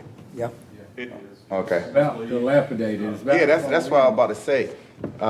And then, I'm just my opinion, you know, since we're going into hurricane season, either we push it down or I'm almost certain. if I'd say something push it comes down. Push it through, down. Probably take it out. Take it out. I would say not push it down so quickly. It has stood for other hurricanes. Don't everybody look at me. I know what it has stood other hurricanes. If we push it down, then what are we going to put back there? How many acres is there? Briar Bay Park is right across the street, right? I know that, but what I'm saying I don't know, is. why would we Wait a minute, put Pat, anything can I- back there? I The finish? park's right across the road. Can I it's finish? not. Can I finish? Yeah. Can I finish? We hollering everything about push down. One time, we were hollering about pushing down the gym behind the complex in Midway. I don't remember that. I remember that. Excuse me, Commissioner Frazier, can I finish? I remember we said, let's Can I do the finish? gym instead of the pool. No. Let him finish. Okay? We're hollering about, we're taking away something that's in a community that has been there for years. Some people use the Briar Bay Park, some people use this pavilion also. Now, let's, instead of tearing down everything, let's see what we can do and go back and try to refurbish it. I don't think you can refurbish this. I think you can. It looks like it's got a ton of dirt on it with grass growing. Right, on It looks rotten. it. Yeah, Hey. rotted. My suggestion is tear it down and sell the property. We've got the park across the road. I mean, they have all the facilities they need there. We ain't got no use for this over here. Let them go across the road and use those facilities. We just don't have a purpose for this. Tear it down, sell it to the highest bidder, doesn't matter what it brings, let it go. And just. Because of the use community park that it's in is across the tearing road. down. Use the park across. Because it's in that community, you want to tear it down. They have a nice park What did I across say? the road. Because it's in that. Do they not have it's a in- park across the road? They I'm do have a asking you. park across the road, but if it's in that community, it has been there all that Is it not time. across the road? It is across the road, Pat. Well, what you talking about, that community? The park is. The community that is in, the Afro-American community, now you want to tear it Don't be down. slamming your hand at me, buddy. Well, I What just I'm did. saying, is that not in the community, the park? Yes, it is. They use both of them, Pat. Commissioner They Stevens, can, but if they don't use this, they'll Huh? go across the road and use those facilities, what I'm saying. Why go through the expense If you, of having? since it's two in that community, if facilities? y'all do what you want to do, since Yeah, it's, y'all do just what you remember wanna my do. I'm statement, out of it. since it's in that community. I don't care, rebuild it, Mayor, and if you can get a contractor, rebuild it. I'm not saying because it's in that community, because Me I have a either. lot of family who live over there. What I'm saying is for safety reasons. And hey, listen, if you want to, with all due respect, you have money. You have some money for supplies. I mean, Not for recreation. Well, I don't have any for recreation No, either. nobody have any for recreation. And I Well, need some. what I'm saying is for safety reasons. I mean, for safety reasons alone. I mean, something needs to be done. That's just me. Mr. Stevens, Mr. Chairman. he's saying it could be rebuilt. So I think before we make a rash decision, let's get a contractor out and see if we can rebuild it then. If we can refurbish it and it's be safe, And maybe you may have the community down there want to chip in. yeah. Okay. Let's refurbish it. What, That's what I said. No, before you make that rash decision of tear it down, Mr. Yeah, Chairman. let's look at that. Okay. I Commissioner agree Gill- with you. Let's look at that. Commissioner Gillett. Yeah, I went down there, and that's when I saw that the Sandy Run Road, was being paved. I didn't know if, the city of Riceboro, I think Mayor said the city of Riceboro, but I went down there. There was no one there, and I went there, and, that pavilion, is in pretty bad shape. And then I got a call from, people that live, nearby there, a gentleman that lived nearby there. And I went back there this past Sunday. And there was an element taking place there that should not be happening on county property. Now, we just recently found out, from talking to Joey, that it was county property. I think, we found out it was there and it was kind of like a hangout. But when I went by there the other day, the things that's taking place on county property should not be taking place. And that's what was happening there. But that pavilion, if that's what we want to call it, is in terrible shape. That entire lot is in bad shape. And I think it need to be cleaned up. And I think maybe Commissioner Bowen just said that, if we don't have any need for it, that we can sell it to the highest bidder. But there's a park right across the street at another corner. And, I don't think that we can afford to have a park on every corner. And, have one in close proximity to Bride Bay Park, and then to have that one, I just don't see the need for it, man. I mean, that would be extra maintenance. And if it's a park, instead of a hangout, if it's a park, then people that go there, where do you go to sign up for it? I mean, there's no running water there. I don't know where the people that hang out there, I don't know where they use the bathroom. I mean, it's just not something that's representative of the county. When like I said, I went down there, I think it might have been election day, I was riding around, and then I went back this past Sunday, and it was a big crowd up under there. And, you can imagine what's taking place, but that's not representative of Liberty County. That site is not. Well, this was a name of Liberty County for I don't know how many years as a Liberty County Recreation Park. I tried to get it recognized a while back. Nothing happened. So if you got property out there that we own and it's being neglected, this is what you get. Now it's being recognized. That's what I'm saying. This is my first time hearing it. Well, nobody listened to me up here and what I said. Go back to several other meetings last year, and I asked about that place. Well said, Mr. Gillard. Well said. Okay. I've been on the liaison with the rec department, and it came to my knowledge right after the pandemic.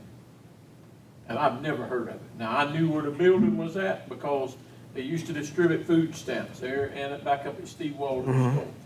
So I knew where the piece of property was at, but it has never, ever entered my mind, and I don't believe anybody on the rec department knew that it was in the inventory of the recreation, okay? Nobody knew nothing about that, or it wouldn't look like that. It was mentioned up here. I can tell you, do what? It was mentioned up here. I did. Well, it might have been mentioned, but I mean, it wasn't mentioned to me, or I'd have addressed it. But I'm just gonna say that I went down there just on my own to look at it, and there was some folks underneath there, and there's a sign that you can't see that says no drinking, no loitering, and there was people doing that. Now, that's not representing Liberty County, and it's not something that I know you would want in the first district. Now, I would say that if it does, Joey, if it is in the inventory of the county, we need to go down there and, before somebody gets underneath it and the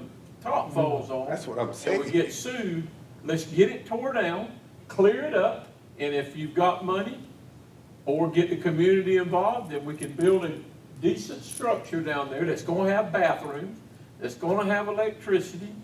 What I saw up there was some type of a solar light that's sitting up in there that stayed on, and it could have been running an extension cord that would have burned down. I don't have any idea.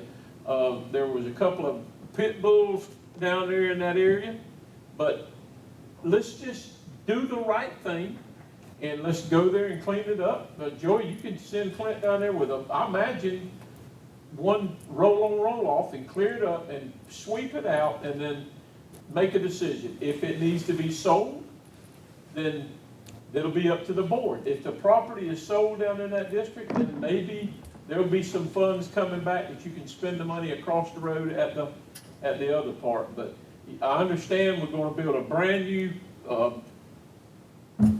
building down there that we've all talked about, that, I mean, you're a part of, Commissioner, Stevens, the old school down there, the Head Start. Head Start, we don't have that in that community. And this is something right here that, I wouldn't want it in my community, and I just don't, I mean, there may have been different things happening when you were there, but what I saw, I don't believe you would have appreciated it, so. You know, we do whatever, but my suggestion is, let's get it off the inventory, or let's get it tore down and do whatever, it don't need to stand up. Well, I saw it as, when I was down there Sunday, it was more of a hangout as opposed to a park. They do that at hunting clubs, but I mean, we don't need that on county property. No. I mean, I've already seen the pictures of people hanging out at Miller Park, and we're trying to get that corrected. But I mean, that right there is a stopping point of some things and the starting point of others, so.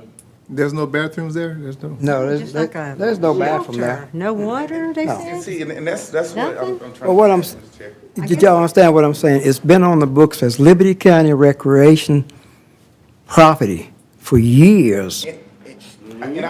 For years. I'm not even arguing that point. Okay. Because, I mean, I think everyone up here, we understand that. But I'm saying, I don't remember this ever being mentioned.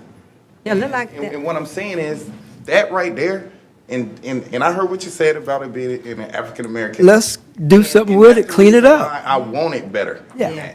Because I of the think it same could reason be why better. you're saying Yeah. that we're against it, that's the reason why I want something better. Yeah. I don't Because wanna that build isn't- something they just gonna be hanging around there And I agree. doing But see, unforeseen I things agree. now. Get it my- cleaned up. Well, a lot of people down there That's actually the didn't know who report it I'm belongs getting to. here. Get it cleaned up. Things are happening here. I It ain't don't- no need us spending money as taxpayers, building something where they can just hang out and do whatever.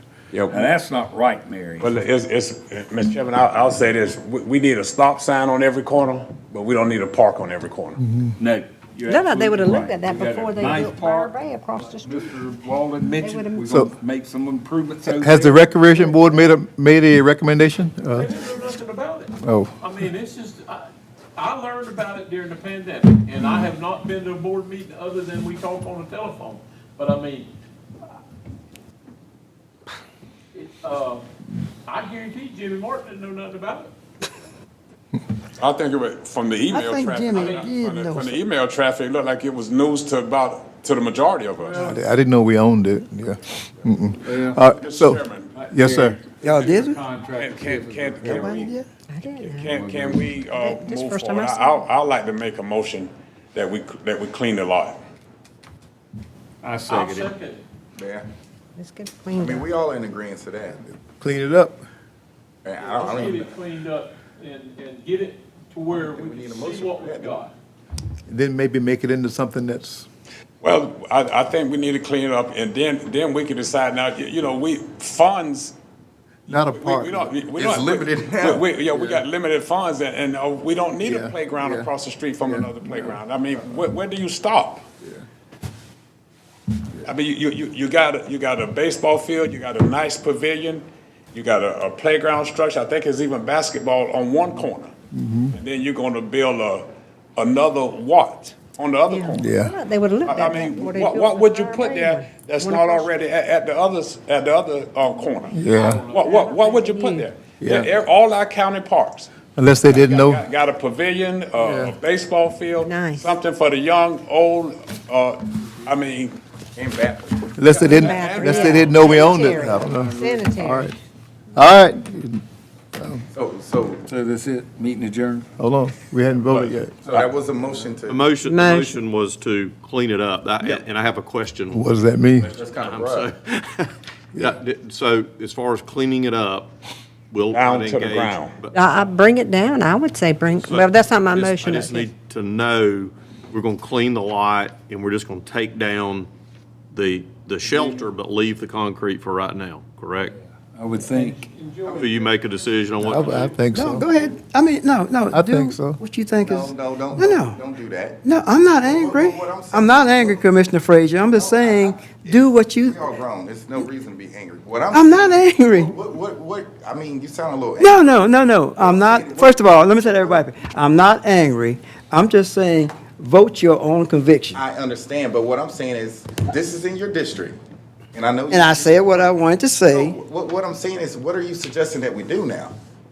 What's your suggestion? What I said is, it's null and void, so if we want to vote your conviction, and we're happy. I'm happy. That's not what I'm asking. I'm asking you. have a motion, What do you second on the suggest we floor. do with this? Hey, I say clean it up. Clean it up how? Clean up around it, let's look at it. We know what the top look like, everything right there right now, right? We know what it looks like. Okay, so I'm assuming you're saying clean it up. Let me say something. Evaluate the That- structure to see how safe it is. I guess that. That structure right there has sustained many of I hurricanes. know I wouldn't be under it. I know it. That's just me. But I'm just saying, no, hey, now, I love my. All right. I wouldn't be there because I'll be All right. someplace else, but what I'm saying is, that structure right there has If I can make a clearer motion. Go ahead. This would be my motion. My motion, Mr. Chairman and Commissioners, is that we clear the lot of everything. That we clear it, because if you leave that slab, they're gonna, chairs are gonna come back over there, and people are gonna still hang out. I'm talking about clear it of everything except for the trees, tear the slab up, haul everything off, plant grass on it, put up signs, no trespassing, no loitering. Now, Commissioner Gillard. It won't get no more clear than that. This is county property. No, but- This is county property, and no one needs to be going over Wait a there. minute now. doing the kind of stuff that I saw out there the All other day. right, wait a minute, now, hold on. Commissioner Gillard, I understand what you're saying. But you see right there where that tree is at? That's as far as that property comes. Okay. From that tree, back up to that store, to that little store, or whatever the back of that is. What I'm talking about clean up the four corners of the property that belongs to the county. Okay, Yeah. right. Every inch of the county property, clean it down to the ground, get one of them winding things and put some grass seed in it, and Clinton could cut it every now and then. Now, do we have to, That's a pretty good long motion, but I'll second it. Okay. well, I don't know if we've already got a second on the other one. Do we not? I think he, Void that? yeah. That one He with- overrides the other one. He withdrew his, Motion. Okay. We got a motion? second. he We got a withdrew it, second. yeah. All right, think no more discussion. I mean, no discussion. Ready for the vote. All in favor of the motion presented, raise your right hand, please. All right. All opposed? We all agree. It'll be nice, it'll be nice. Let him clean it out. All I'm doing is just voicing my opinion. If you can't voice your opinion, and somebody thinks somebody, Nobody climbs Wait. under it tonight and it falls on top of them. I just. all we did, everybody voiced their opinion. That's all we did. That's it. Okay? And respectfully. Yes, sir. Anything good for the order, Mr. Brown? Oh, no, sir, that's everything. Yeah. And I'm just saying what I Chair wanted to say. Chair, entertain a motion to adjourn. Come on. Second. I do want to say, but the meeting over, but I'm gonna say this. I hope the pandemic never comes back to